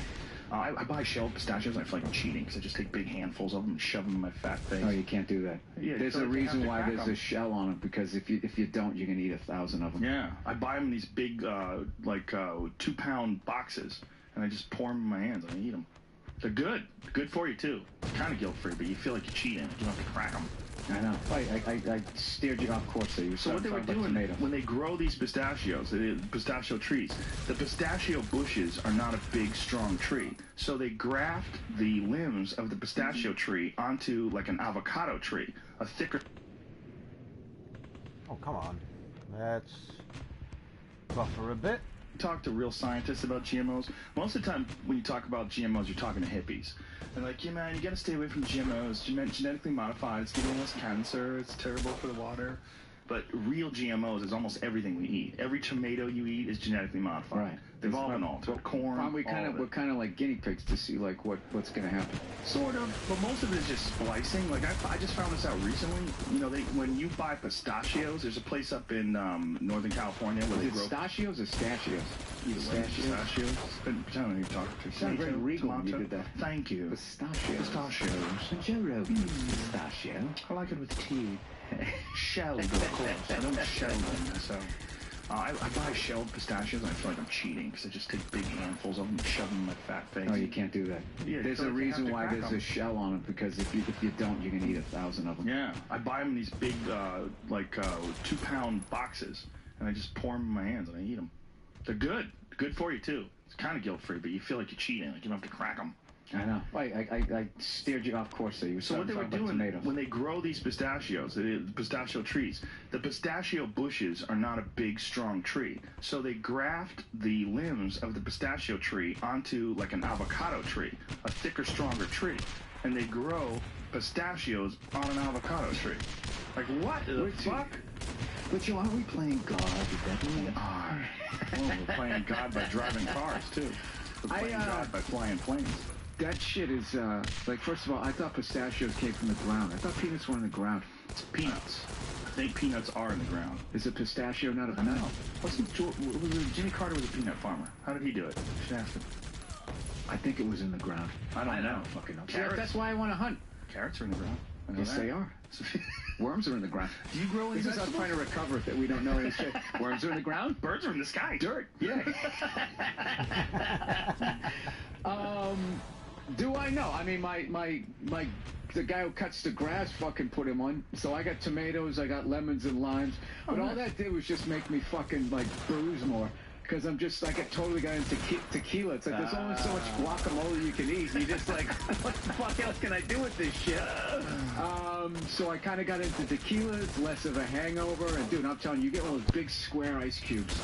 A really nice tequila, just like a Patron Silver. You put that in there, and then you go pick a fucking lime off. I'm telling you, it's why I live out here. It's not the showbiz. It's the booze. Well, you don't really have to live out here anymore, right? And especially like your podcast, the way you do your podcast, you just rant. Like you could do that fucking thing, and you do it anyway, right? But I also, my wife's in the business too, so she does acting. She's doing a voiceover today, and so she doesn't have that luxury. And then also, she would go crazy if I just moved to like the middle of fucking, I'm not saying I lived in the middle of fucking nowhere, but I do, when I go on the road, I always have that urge, like when I go to a place and I just start thinking like, hey, these guys riding around motorcycles, no helmets on. Yeah. And it's just like this, look at that lake. They got water here. They got that, it's very lush land. Like living out here is it's terrifying. It's terrifying. Like what happened to the water in Silver Lake? Where did they take that? They closed. Was Silver Lake an actual lake at one point? Yeah, really? I mean, it was man-made, but the water's all gone. Now they're going to develop it in. Yeah, they said they put it underground. They didn't really say where. It's just gone. Yeah, dude, I fly. That's like one of the things I fucking look down. You go to Dodger Stadium, and then you start coming, and then you see Silver Lake, and I'm looking down like, where'd that parking lot with the big tarp come from? And the guy was like, oh, that was Silver Lake. They drained the water. They said they put it underground. It's all like vague. Dude, do you know when I was in Nashville this past weekend, and I was sitting there watching the news during the day, and they just go like, oh, and folks, if you're in the downtown area and you see the police doing something that seems a little disturbing, don't worry, it's just an exercise. Ooh. And then they continued on, and it was just like, you didn't do any follow-up? Like, there's no more information. An exercise, what are they practicing for? Whatever they're doing is like scary. I'm not saying they're going to come out as some sort of anti-terrorism thing. I have no fucking idea what it was, but like just the kind of vagueness that they... Dude, right before the Dodgers scored the other day, NPR, my wife listens to that shit, and NPR. Yeah, NPR. Morning becomes eclectic. If you enjoy this show, the fresh air will do it first. Yeah, there's always those pauses. Now, Joe, first. You know what I think of? I've discussed this before, but it's kind of important. You know what I think of when I think of those people? You know that guy John Gomeshi is? I like NPR, but it's just easily to be made fun of. It's easy to drive off the road into a fucking tree when you're listening to it, too. It's... Oh, yeah, there's a lot of droning on. that low energy talk, which nobody does, but really super sensitive about twin silent talk. The guy that was, he did that really well, the main guy, that's this guy, John Rameshi, who was on CBC in Canada, and it turned out he wanted to beat the fuck out of girls when he was having sex with them. He would punch them in the face and club them in the head, and it was crazy shit. And one girl I hang out with, and he would do it without asking him. It was like, that's a strong move. It's crazy. A strong move in the rack. Well, I mean, who knows who's telling the truth, because he was kind of acquitted of a lot of it. It was very difficult to find. He has enough money to get acquitted, you know? Well, that's true. That's a good point. But he was fired, and there was a gang of girls that came out and said he used to beat them up. Oh, wait. The guy who does the interviews. Yeah, so he talks like this. Bill Burr, so tell me, Bill, how did you bugged me one time when, I'm not saying all of it, I don't know what the fuck he does in his personal life, but Russell Peters was on there, and he just goes like, he's like, Russell, you have 9 cars. And Russell's like, yeah. And he goes, why? And it just fucking like making him feel bad because he's doing well. He's, you know, and then Russell had to fucking basically justify it and come up with money, and now I can have it, and I'm sorry. I fucking made it. Wow. And I like cars. Wow.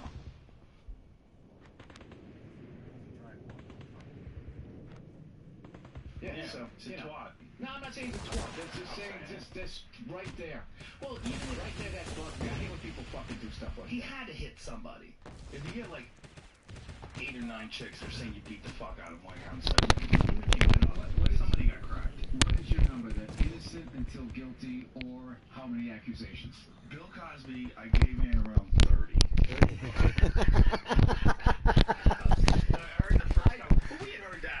I tapped out around 7. Yeah. No, there was rumors of his infidelity, but yes. I never heard of drugging. You never heard that? No, I did. I heard that. I had heard that. It was like a rumor. It was a rumor that he would drug women. It was a rumor a long time ago. There was a court case that is part of this case from, I believe it was like 2005, and that was one of the reasons why they weren't allowed to admit that evidence, because the judge had made a decision that if he paid this woman off, then it couldn't be admissible in a future trial. But it was all verbal. They didn't get anything on paper. So once they found out that they didn't get this on paper, they're like, well, we're going to admit this. And then the woman came out, and then he sued the woman that he gave the money to for drugging her.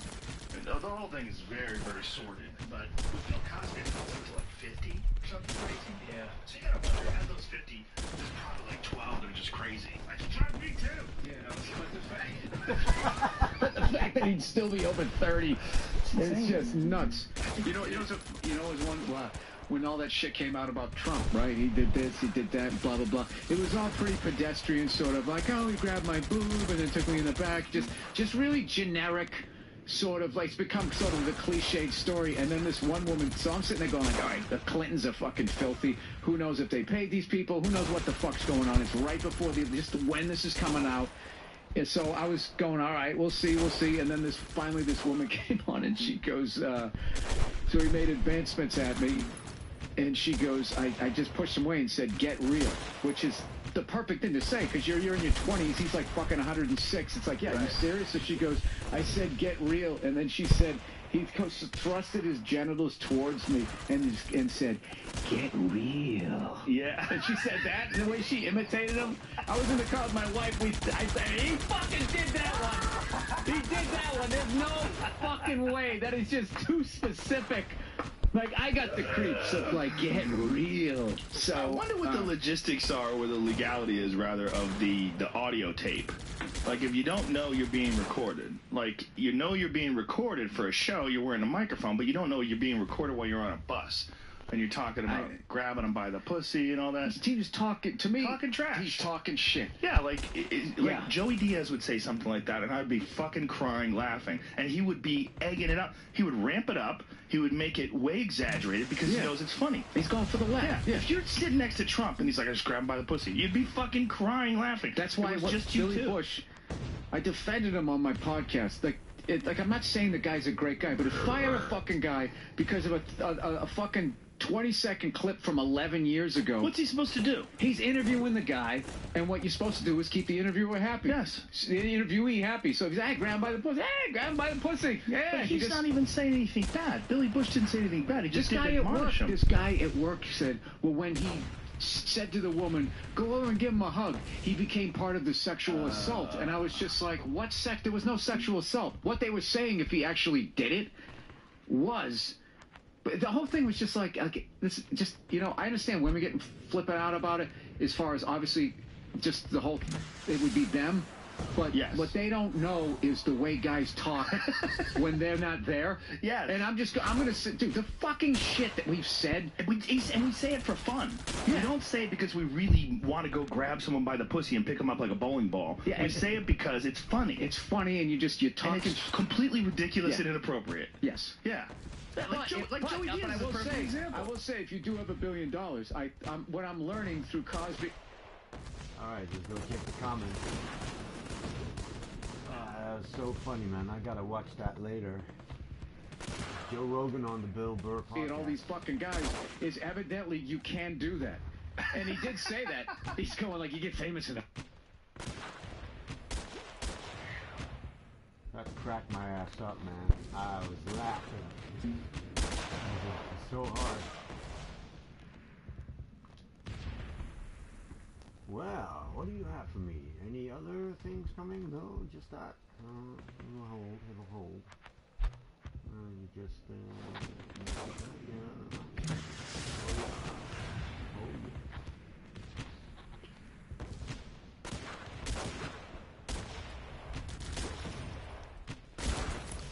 Whew.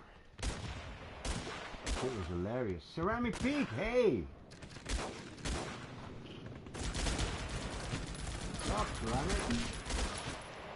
Ah, man, that was hilarious. You want to go back to the podcast? That was so good. And do some more of that. Should be able to check the comments on my phone. Get back to the podcast. That was hilarious.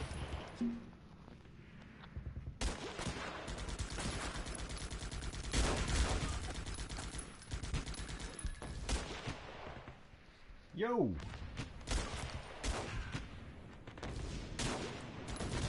Ah, sweet man. Down here.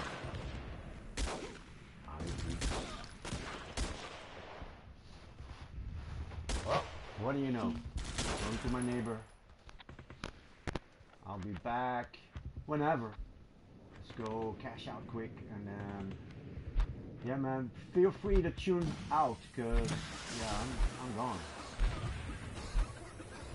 For at least 20 minutes.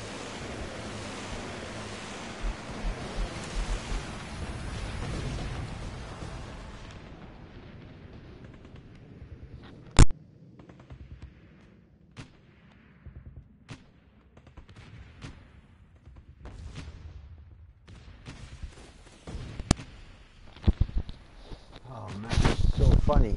Check this out, man. It's Bill Burr interviewing Joe Rogan.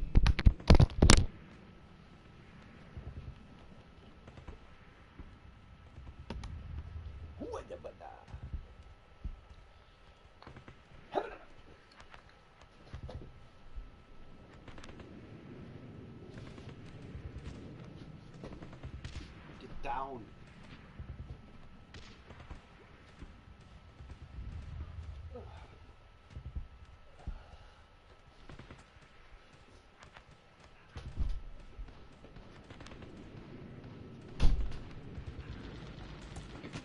I'm not saying the guy's a great guy, but to fire a fucking guy because of a fucking 20-second clip from 11 years ago. What's he supposed to do? He's interviewing the guy, and what you're supposed to do is keep the interviewer happy. Yes. So the interviewee happy. So he's, hey, grab him by the pussy. Hey, grab him by the pussy. Yeah. But he's not even saying anything bad. Billy Bush didn't say anything bad. He just didn't admonish him. This guy at work said, well, when he said to the woman, go over and give him a hug, he became part of the sexual assault. And I was just like, what sex? There was no sexual assault. What they were saying, if he actually did it, was...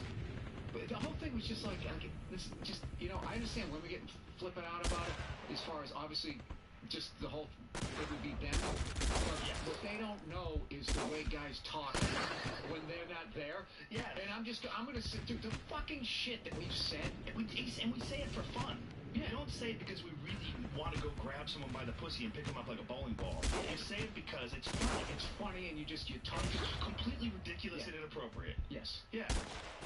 Like Joey Diaz is a perfect example. I will say, if you do have $1 million, what I'm learning through coffee and all these fucking guys is evidently you can't do that. And he did say that. He's going like, you get famous enough. You can just walk up and grab by the pussy, huh? It was just so absurd to me. I'm like, you can do that? You can't do that. Well, he's got so much money. You gotta think when you I don't think that guy could get you $6 grand in cash if he gave you 5 weeks. But I just don't correct. I think he's leveraged out a little bit, but I'm pretty sure you go to the ATM and get it. I know you're exaggerating. Just $6 grand is a funny number. It's a funny number. It is funny. Right. I'm just saying, right? There's like liquid rich, right? And your assets are paid off, and then there's, well, I got this, and I'm going against this, and then I do that, get some investors here, and then I'll stick my fucking name on it to build my brand. There's that way where you're sort of like steroiding up your value. But at the end of the day, it's like, all right, but how much can you get me right fucking now? Like, I don't get that whole, like, well, all my shit's tied up. Right. And I got other guys, I'm working with. Let me see those zeros. What's in your bank account? Show me. Yes. Show me. That helicopter name on the back, is that paid off? Is that a sticker? Is that a sticker that they take off and then they put fucking Mark Cuban on the back? You showed up at his house and you're supposed to have a business. You show up, he's got this sprawling estate. It looks like a castle. He's got these enormous grounds. He's probably got 50 people working just at his house. Greeting you, taking you to $10,000 suit. He's got diamonds and Rolexes and everything's beautiful. And you're like, holy shit, it's Donald Trump. His toupee's like 80 grand. What is that doing with his fucking hair? Why doesn't he go the way you and I did? You and I recognized it was over. Because I don't think it was acceptable back then. But it's acceptable. Jordan had to make it acceptable. Jordan made it acceptable. He made it acceptable for black guys. For white but guys, he transitioned. Willis. Curly Neal of the Globetrotters made it acceptable for black guys. That's and then Jordan was just, everyone wanted to be like Mike. And then I remember when he was at the height, those black guys, young, with the full head and fucking hair, would shave their head just to look like him. That's fucking insane. Still do that. But what about Yul Brynner? Yul Brynner was the first white guy to rock it and be a movie star. Oh, yeah. The King and I, Westworld, the original Westworld, not the HBO series. Do you know I tried to buy the rights to that like fucking 10 years ago? You did? Yeah. Westworld? Yeah. I don't know what I was going to, but I was just like, this is a movie that someone can redo because they're redoing all these movies from my childhood. And I was just like, I fucking love that movie, and I think the movie knows itself because we're not at the point where you can do any of this shit, so it's still in the future. But they wanted like $1 zillion. They didn't know the Michael Crichton book and all that. They wanted like millions of dollars. I was like, all right, I thought I'd get it for like fucking 30 grand, like a Prius. Have you watched the show? Well, this is the thing. Then the second I sat down and I watched the show, I just watched the opening credits and I was like, thank God I didn't have the rights to that because there's no fucking way I could pull that off. Like all the things like the horse running and everything. I watched the first 2 episodes. I'm totally in, and I've already bugged my agent. Dude, I will fucking the same way when I saw Breaking Bad. I watched the first 2 episodes and I was like, dude, I will carry a tray of meth in the background, whatever you can fucking do. So I bugged him like. That's on my agenda today. I'm gonna, when I get out of this, when we're done here, and I walk home with my elk meat, hopefully. I got.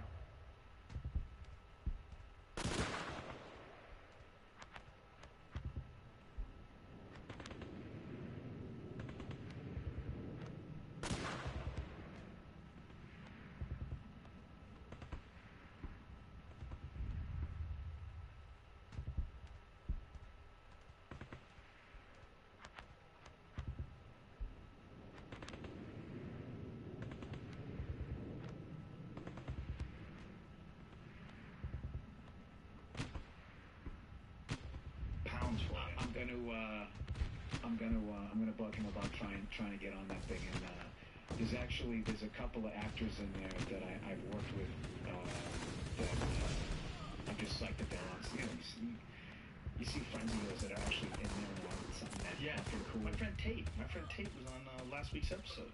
Yeah. Westworld. He's on everything. Tate's Tate's been in, I don't know, 100 movies probably, easily 100 movies. I've always wondered if you know when you're doing something great, because it's so hard when you're shooting it and how they just, all right, now his point of view, do the master, back, and do all that type of stuff, and you just find yourself walking around. Was it good? Did it?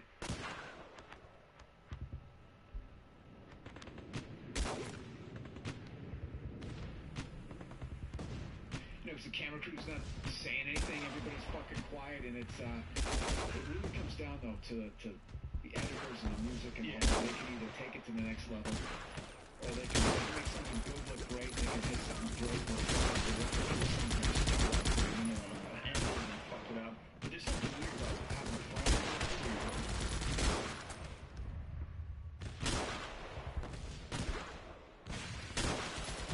Great. Oh, there's Tate. Like, it takes you out of it. It's like, oh, like this was bullshit. Yeah, people always say it doesn't take me out of it unless I see them like watching themselves. Like, I can't believe I'm then it like pulls me out. I'm one of those guys. I don't like going to horror movies. Like, they freak me out. I buy in. I don't give a fuck what the concept is. Like that fucking thing where the lady was like flipping the light switch off and then turning it on and then flipped it off and saw the thing again and then turned it on and flipped it off right there. I was literally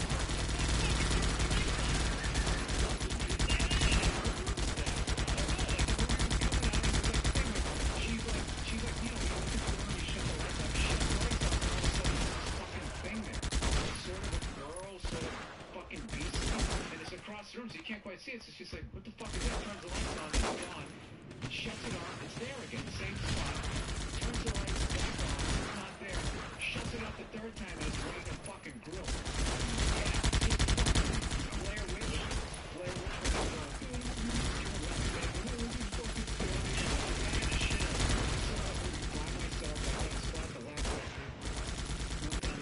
Chinese theater, the one that's the Hollywood Galaxy, I don't know if that's still there anymore, right next door, and I saw like the midnight showing by myself, dude. Freaked the Was there other fuck people in out. the theater? Yeah, but nobody I knew, and it was like really sort of like there wasn't a lot of people there, and then that walk through the parking garage. Oh, dude, I was freaked. I saw that movie in Houston, Texas. Chris McGuire and I did a show. We did a show at the old Laugh Stop. You ever do the old Laugh Stop in River Oaks? Did I do that one? Great club. I think I just, whatever the classic one was that Hicks and all those guys, it had just moved to the new spot. The new spot sucked. The new spot was not good. But the old spot was amazing. That's where I did my first album. That was I'm Gonna Be Dead Someday. I did in 1999. We did a show, and then McGuire and I met these kids that worked across the street in the movie theater. And they go, hey, we have the keys to the movie theater. Do you guys want to go watch the Blair Witch, just us? And we're like, holy shit, let's do it. Yeah. So we left. We had a 10 o'clock show. It's like midnight. We go across the street. They fucking cook up the popcorn, the whole deal. Gave us free soda, locked the door. You couldn't even do that today. No. You know, it was amazing. I mean, today everything's digital. You know, the kid spools up the fucking the reel and everything like that. We sat down in the theater. It was like 3 of them and 2 of us. And we watched the Blair Witch and shit hands. It was awesome. Staring the corner. Oh yeah, when they just sort of like went past it. Yeah, all of that shit where rather than just showing you sawing somebody's head off, just the idea. Tarantino talked about that word in Reservoir Dogs. He had one scene where they showed him hacking the ear up versus just panning away and the guy screaming. It's just like way more fucking disturbing. That ruined that song for me for a long time. I always hear Marvin Nash screaming. Now here's Steve Knight's voice. Oh, yeah. That was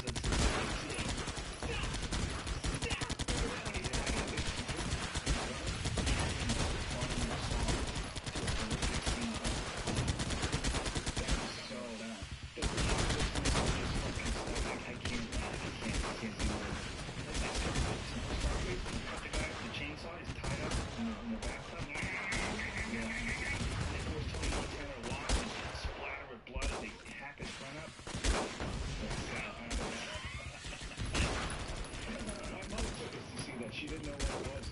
Took all of us to see it, and my youngest brother was like 9, I think. And scene. We have to get out of here. I leave at like 5. And then I watched the I asked my mother years later. She was just like, yeah, I thought at that point, yes, that it might have been a little mature. Mature for your youngest brother. And you always think it's a cool movie. She goes, and she goes, yeah. She goes, that was a good movie. She goes, I don't take it as stupid. She was against like the whole, she took it to For Love of Benji. And Herbie goes to Monte Carlo, and then my parents were just like, we're not fucking sitting through this shit. We're gonna go to a movie that we're gonna enjoy too. And then I went from that to like Stripes, like Scarface. Your parents just said, fuck it, man. Just said, fuck it. Like, we're gonna go out, we're gonna go there. Yeah, we're gonna see something. But listen, again, let's get to,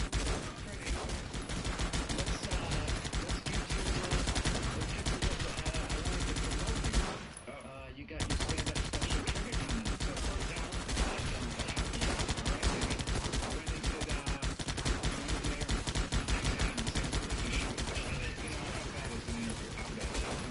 what I'm supposed to ask you. San Francisco. I want to do it. Yeah, I want to do it. And the big between Netflix and me. Netflix want to do it in a huge place. I want to do it in a tiny place. Because I did my last one at the Comedy Works in Denver. And I like that. I think when you're sitting in a living room and you're sitting on the couch and watching a comedy special, it lends itself better to be in like a club with a film. It feels more intimate. You know, you see the crowd. It's more like the environment that would be. So we made a compromise. We did the film over here, which is a fucking really cool theater. And it's only 450 seats. It's pretty small. It's got a high ceiling and it's kind of a big stage and everything like that, but it's a fairly small place. But that's cool. But next one I'm going to do in a small place, I think. I think I might do it at the store next time. You know what's funny is when I went to go do mine at the Tabernacle, you had already been there and did one. So I was like, how am I going to make this different? And I did the Fillmore in 2009. Let It Go I did there. Oh, did you? Yeah. So great place. So I think we're nice. We're going back and forth. Where are you doing your new one? Yeah. I did it last Friday. Oh, you did it? Yep, I did it at the Ryman in Nashville. Dude, I was just there. I fucking love that place. That place is crazy. Where they used to do the Grand Ole Opry. Yeah, Cedric the Entertainer just did one there. So I watched like the opening to his just to see, because I was just like, because then you got to kind of disguise it so it doesn't look like, oh my god, he's at the exact same fucking place. You know, Cedric's, you know, that guy's huge. So I had to make sure I was like, all right, well, we gotta try to, you know, he came in with like a whole marching band and all that, which is the exact opposite to my style. So I was like, okay, cool. Cat Williams brought a lion. He brought a lion on stage. That's awesome.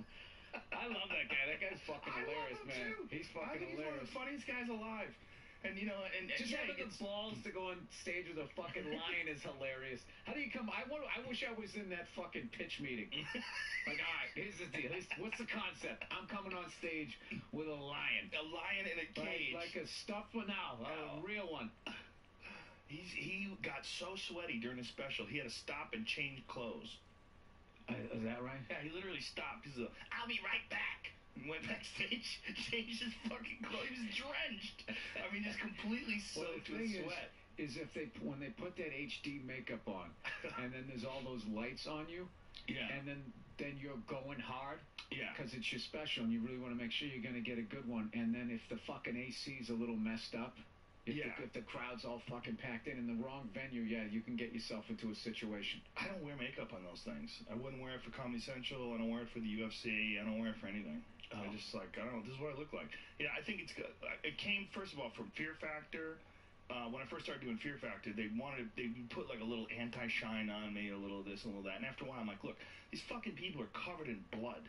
I mean, they've got dirt all over their face, and I'm sitting there with makeup on. You have to touch me up in between scenes. You know how ridiculous that is? Yes.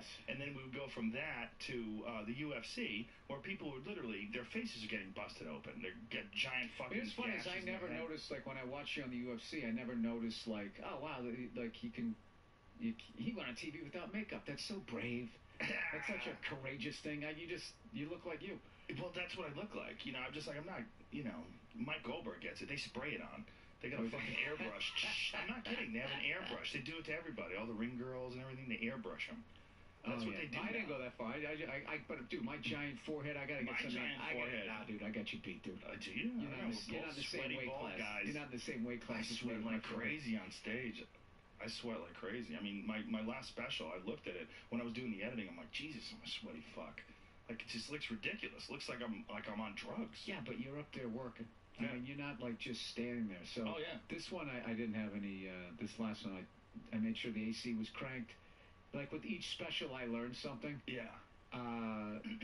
So I was like, make sure the AC's cranked. Don't fucking cake the makeup on or whatever. Just so it's just a little bit of that. That's all those stupid little fucking things. You know, don't stick my parents in the front row, please. Stick them just beyond the pale. Yeah, and I don't show any audience anymore. I decided no more audience shots. I never did. Yeah, that's the way to go. No audience shots, and everything kind of mostly from the waist up, unless you need to see my legs for like a particular thing I'm doing. Yeah. I want don't to be like don't give away all your secrets because now I feel like because there's so many specials coming out, so many fucking specials coming out that you know, that then it becomes like you have to have like whatever your look is. You know what I mean? I mean, the thing about it is you have such a great act that's going to stand out anyways, but if you can add like your own sort of style, the way you shoot them, that becomes part of your thing. That's another way to try to get it up.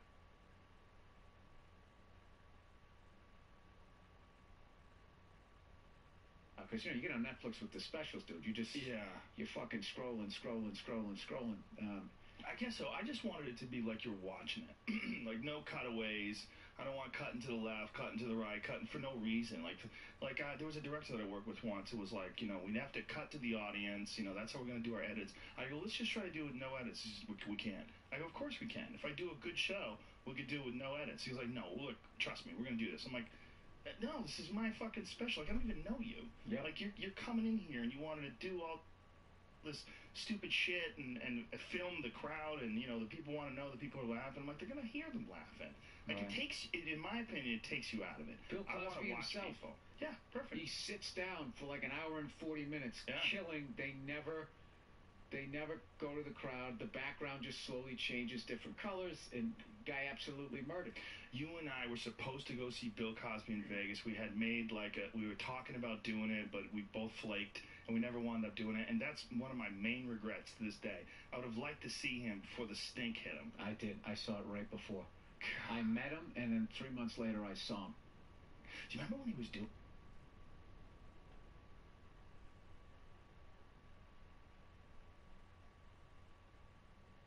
shows still? Like, all those women were coming out and he was still doing shows. Like, he was still doing shows. He was like, fuck it, I'm still doing them. And he went out and he still did those shows for a little while. I think he thought he was powerful enough to just sort of ignore it, and then it wasn't gonna come around. But dude, I gotta tell you, if you gave me 1,000 guesses, not 1,000, but if you gave me 200 guesses, his name would not be on that. Of all the fucking people, like if you said, okay, there's a comic out there doing this shit. Really? You got your top.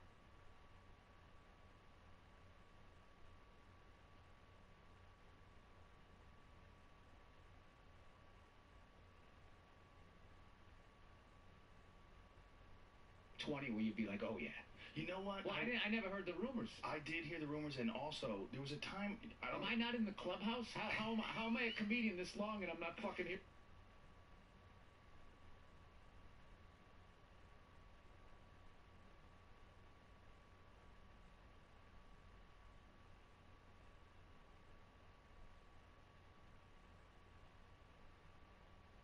In the rumors. I heard it from Hollywood people. I didn't hear it from comics. I heard it from people in the business. I heard it from like actors and from people that like work on TV show sets. I heard it during the news radio days. I had heard it. Yeah. He was doing it at the show? He was doing it forever. 2 people that were on the show. Two people. Allegedly. Who the fuck knows? But there's something, it was something unbelievably creepy. But after the accusations came out, when he was still doing shows, he would go on stage with one eye looking to the left, one eye looking straight. Remember, he developed a dead eye somewhere along the line, right? So he'd go on stage with that weird eye. It comes some slack. He's like 90. I know. Damn it for the grace of God. But he's dying, right? I mean, that's my point. Is like things are falling off the wheels, right? The wheels are falling off the ride. And he's got this shirt on, this sweater on that says, "Hello, friend." And he's on stage, and he walks out there, and everybody's clapping and cheering, and some guy's yelling out, "You're a..."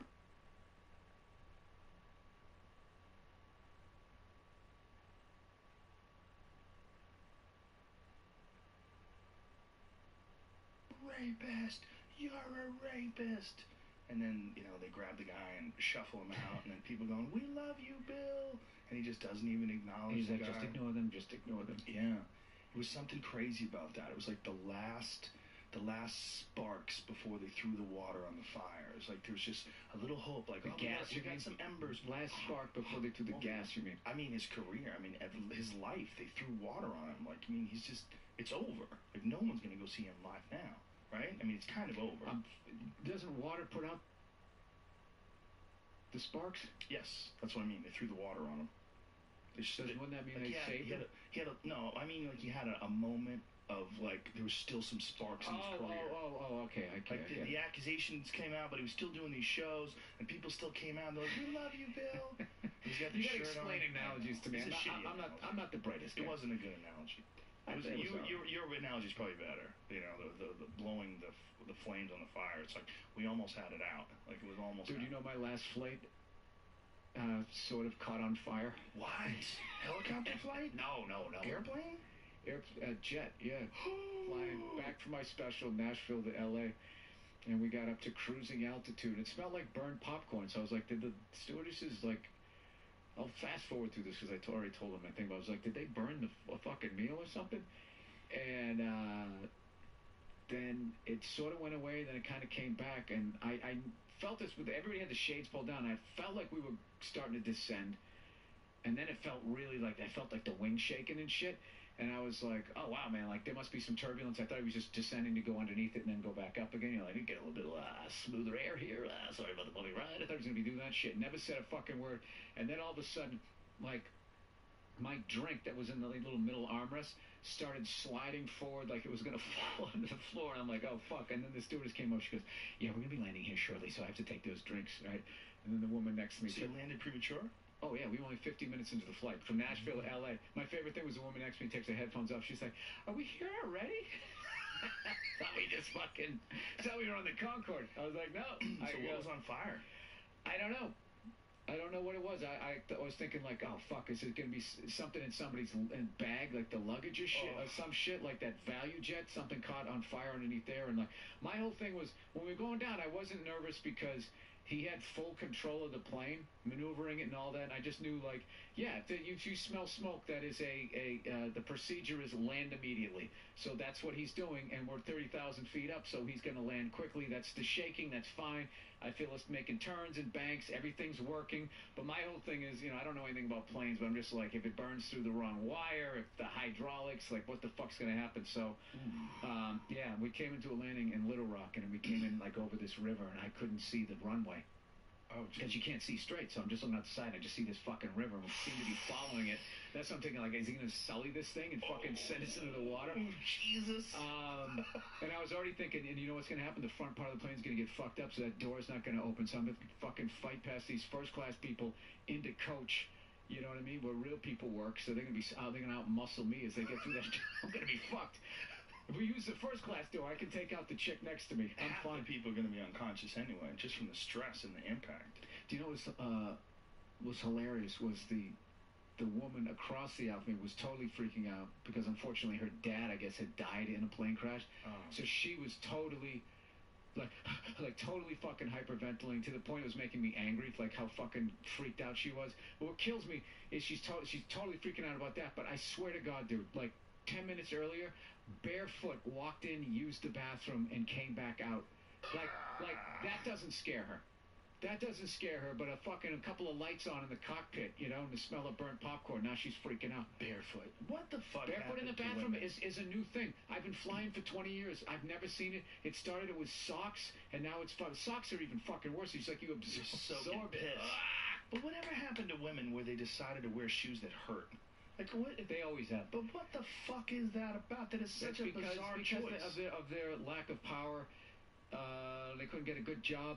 You know what I mean? Believe me, if it was switched the other way, if you made $1 less an hour, you couldn't imagine the shoes you'd be wearing right now, Joe. $1 less an hour. Do you know that that's not true? Do you know that whole thing about the gender disparity, the wage gap, is not true? Do you know what that actually is? It's choices in jobs. It's not job for job. Like if you were an engineer and you're working next to a woman, she wouldn't be making 70 cents to your dollar. It's bullshit. It's a lie. And it's one of those propaganda things that they like to tout out. And you heard fucking Obama talk about it. Sarah Silverman talked about it when she was trying to get Hillary Clinton elected. It's a weird thing that people keep repeating, I thought but she it's was not with Bernie true. Sanders. I thought Sarah Silverman was with Hillary Clinton. I thought it was initially Bernie Sanders. Then Maybe she was. Then everybody jumped ship and went fucking Hillary, including Bernie, who then fucking endorsed Hillary. And it's just like, dude, why would you do that? There goes your credibility. You might be right. It might be Bernie she was endorsing. But it's that thing that they say that's just not true. What it is two factors. One, there's the less hours. Women tend to work less hours. They also tend to take risky. Because they're lazy. Well, they have kids for the most part. I'm joking. Maternity leave, one for the laugh. There's maternity leave. There's a bunch of other factors. They're less crazy, less ambitious. They don't have as much testosterone. Obviously, they're not as fucking crazy. Men are willing to work themselves into the grave.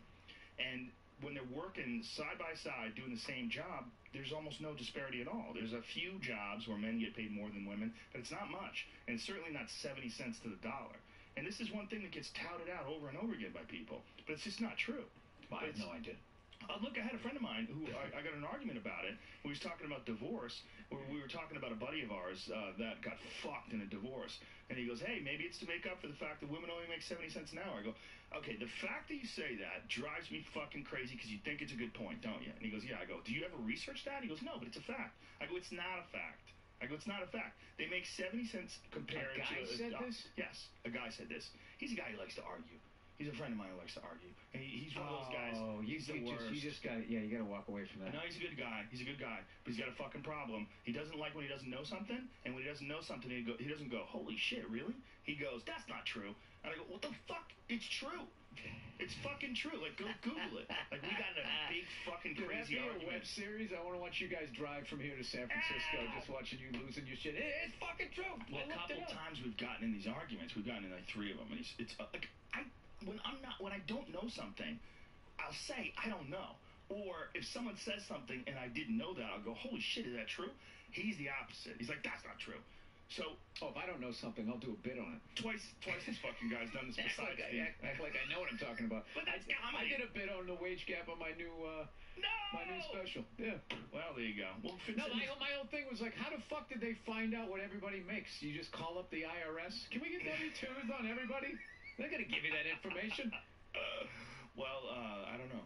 I have no idea, but all I know is it's harder for them straight across the board. That is the thing. Women? Just everything is harder, and all of our lives are easier. That's the overall fucking message. I see. You're being sarcastic.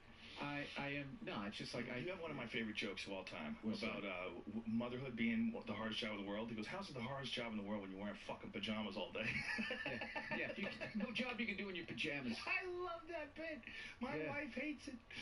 No, I'm not saying it's not fucking. No, but it's funny. Difficult. Yeah, it's obviously difficult, but it's a funny point. I used to do the whole thing. Yeah. Go work on an oil rig that fucking blows up. Exactly. And as you jump into the fucking like on fire water, going underneath that, and then you're just sitting there with second-degree burns and salt fucking water, hoping that Coast Guard gets there before the shark eats you alive. Talk to me about the terrible twos. I have a friend of mine who works at an oil rig in Canada, in northern Alberta, where it gets 50 below zero. And I go, how do you do it? Because they work outside. I go, how do you do it? He goes, well, you keep the truck running, and you work for about 7 to 10 minutes at a time. Then you have to go inside the truck for about a half an hour. I go, really? He goes, yeah.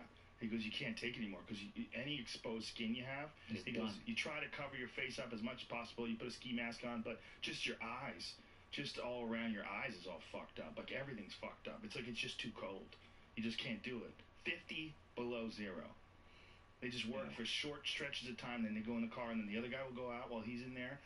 And then he'll go out for like 10 minutes, and then they take a break for another 10, 15 minutes. Then the first guy will go back out again. Yeah, all of those shows make me so thankful that I'm a comedian. Those fucking crab fishing shows. What's the fucking worst job you had? Just as far as physically, like I will kill myself before I'm 30 if I fucking do this. Out of high school, I worked on there was a Knights of Columbus Hall that was having a wheelchair ramp built. And I had to carry cement bags and pressure-treated lumber every day. And I only lasted a little over 2 weeks, I think. I lasted 8 days. I was a gopher on a construction site. We were roofing in June or July, and I just remember having to bring up those. First of all, I bought the wrong colored fucking shingles. They wanted the fucking ebony one, and this was off ebony. I don't know what the fuck it was, so I had to go all the way back, unload the fucking things I loaded on, load some more back, brought the fucking things back. I just remember, dude, it was just like, I never ate so much in my life. Like, I'd eat like 3 sandwiches, and like a half hour later, I'd be like starving, and just weight was just falling off of me. I was just like, dude, what the this is insane. But the thing was, if I hung in there for like a month, I would have got my sea legs. But I just was like, I didn't have it. I knew it. I always knew, like when I played drums and everything like that, every time I thought I was getting good, I'd go into Guitar Center and some 8-year-old kid would get on a kit, and I'd be like, holy fuck. Like, I was like, dude, I would pay you to give me lessons. And it's just like, that when whatever you're trying to do, when you see like a kid come in and he fucking blows you away, it's just like, all right, this is a hobby, Bill. This is a hobby. Well, working, doing construction is definitely not a fucking hobby. It's just brutal back-breaking labor. There's a gift as far as like seeing how things go together. Oh yeah, dude, there's an art to everything. Well, there's an art to construction. There's the Louis C.K.'s of fucking contractors. Oh yeah, no, I mean as far as building houses, but I mean laboring. Like carrying bags of cement, there's no fucking art to carrying bags of cement. But they would give me shit to do, like, make this fucking miter cut 45, and I fucked the same cut up 3 times in a row. It was to frame a door jamb, and I kept measuring to the inside of the corner rather than the outside of the corner. Remember the third time I did it, my boss just looked at me, grabbed the wood, and he looked at me the whole time, walked up to the frame, and never took his eyes off me, and the frame was behind him, and he just stuck it to the fucking wall and just stared at me. I was so embarrassed. I was just like, oh god, dude. He's like, dude, you went through like fucking $20 worth of stock to make one fucking cut. Like, what are you doing here? And I was just like, and I didn't even pick up my check. I didn't even pick up my check. I drove up to the site. I worked Monday through Friday, and then Monday, Tuesday, Wednesday, I drove up to the site, and I just looked at it, and my body and everything just said, dude, fuck this. And I just kept driving. He never called. Why would he call me? I'm the guy wasting lumber. He doesn't give a shit. He got free labor out of me, and I didn't give a fuck. And I forget what I did after that, but that was a rough time for me. But like, I always knew, like, if I didn't like a job and stuff like that, so it's like the De Niro thing in what was that, The Heat? You got to be willing to walk. At any moment, you got to be willing to fucking walk. You got to know it's bad. Yeah, that was it. That was probably the toughest physical job that I had.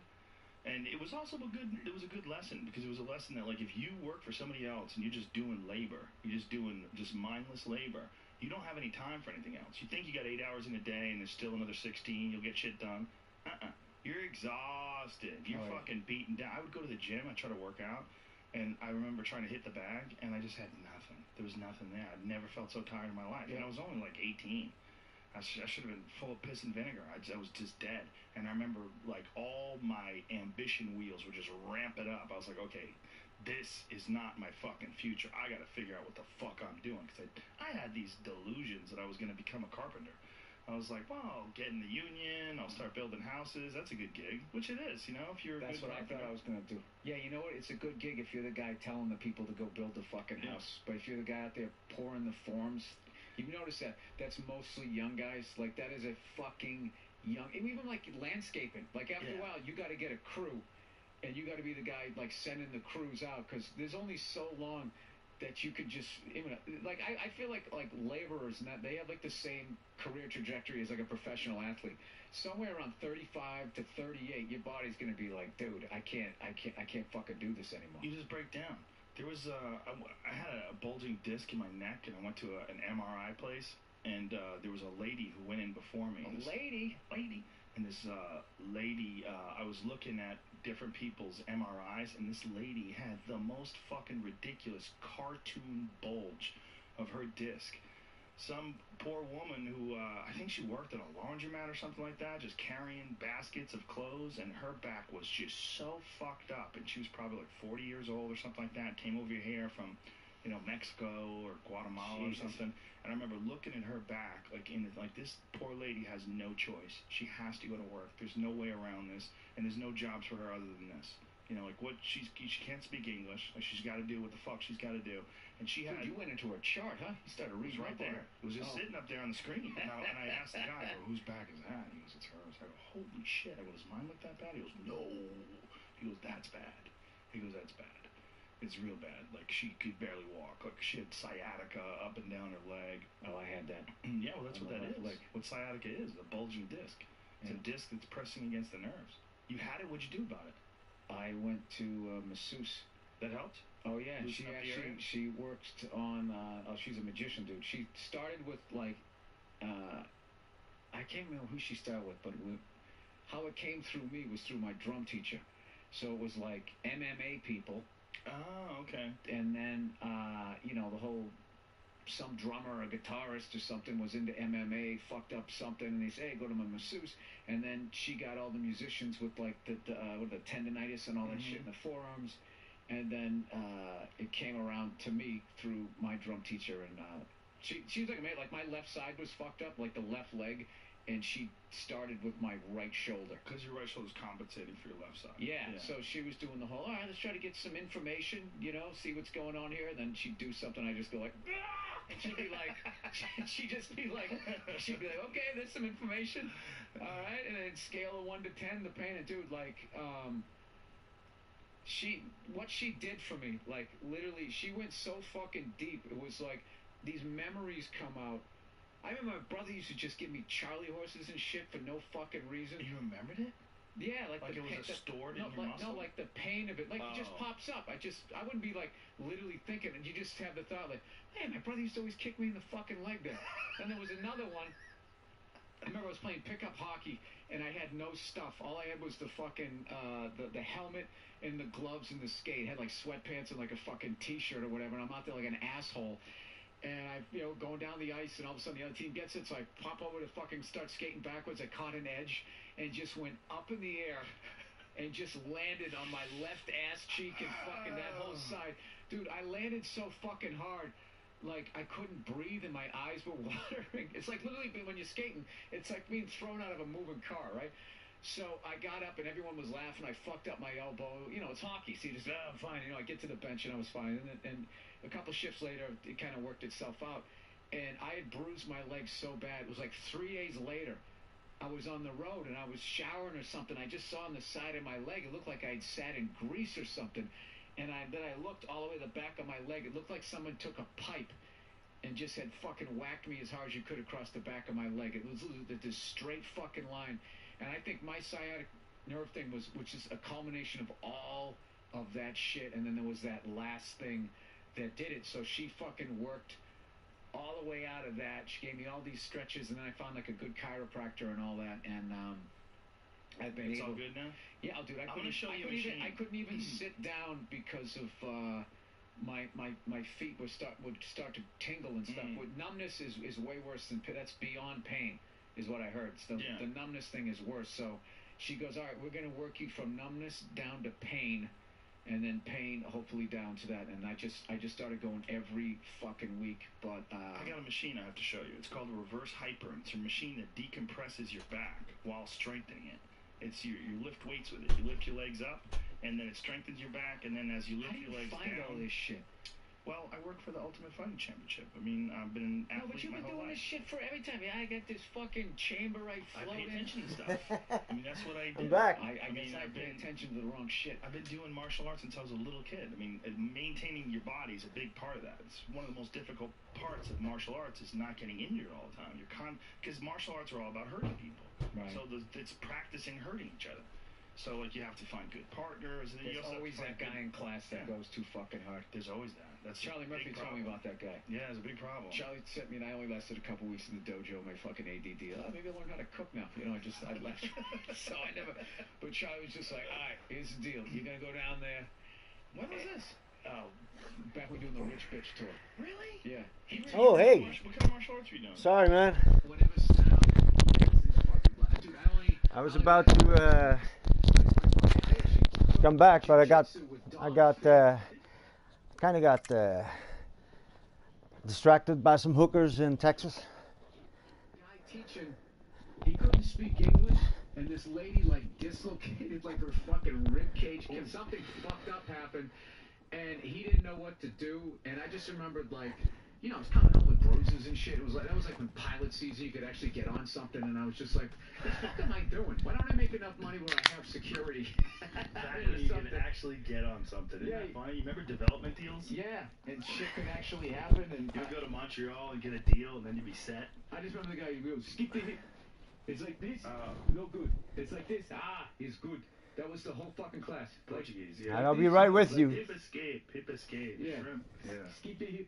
Yeah. Whatever the fuck he was saying. And, you know, I learned some shit. I still know if I'm on my back how to get somebody into an armbar, but it's probably, I look at martial arts, it's like comedy. So, like, I think that worked in the late 90s, but now it'd be like a corny joke now, and I think like that movie, like, dude, you're gonna fucking try that? Like an 8-year-old knows how to get out of that. Like you're funny at the office, you think you're gonna go kill at the Ryman Auditorium. Yeah. Right? That's the difference. Yeah, it's more like a time thing, where like that was probably state-of-the-art shit. Whatever was state-of-the-art then, I mean, you're talking, dude, oh my god, it was like 18 years ago. There's no fucking way that move. Everybody knows that moves. It's like playing drums. Well, actually, all the standard old-school moves of Brazilian Jiu-Jitsu are still good. They're all still good if you're good at them. Like there's some jiu-jitsu and all that from Joe Rogan. Yeah, basic's a weird word, and people get upset when you say their jiu-jitsu is very basic, but We have another half hour to listen to that, so let's go ahead. Basic. It's just they have play some guns up. A small amount of moves that they use, but they have them sharpened to a razor's edge. Right. And it's not that they're not capable of doing everything else. It's just some guys, like there's guys that are known for just having a guillotine choke. That's all they do, and you just gotta avoid that fucking guillotine choke, and they might still get you with it. There's some guys that just win by triangle all the time, only by triangle. And there's guys who only win by heel hook. There's like a bunch of different guys like that. Who's that the California kid? Uriah Faber? Oh, dude, that guy's hilarious. Did you see him when he was on The Ultimate Fighter? Sure. Okay, that thing that when he gave that kid Hang on shit 1 early second. on when he was trying to make the show, and whatever, he got caught in pick or something like that, and then when the kid went rear naked choke, and as he went out, like, he goes, that's what he's known for. Look him up. So, 1 minute 44 seconds. I'm trying to get the comments online. I can't do it right now, so sorry about that. I apologize.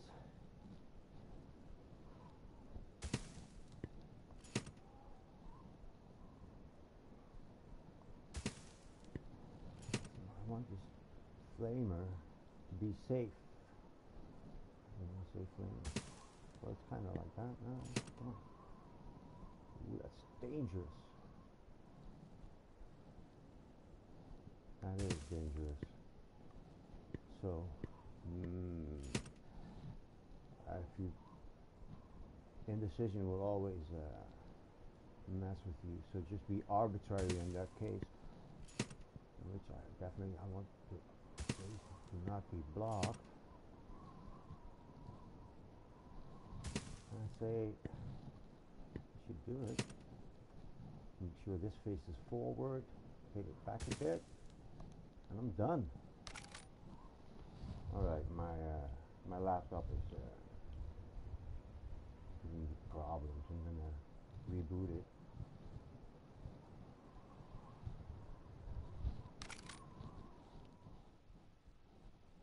Yeah, I should have rebooted it today. I haven't done so. So that's. Oh, hang on. It's all going to shit now.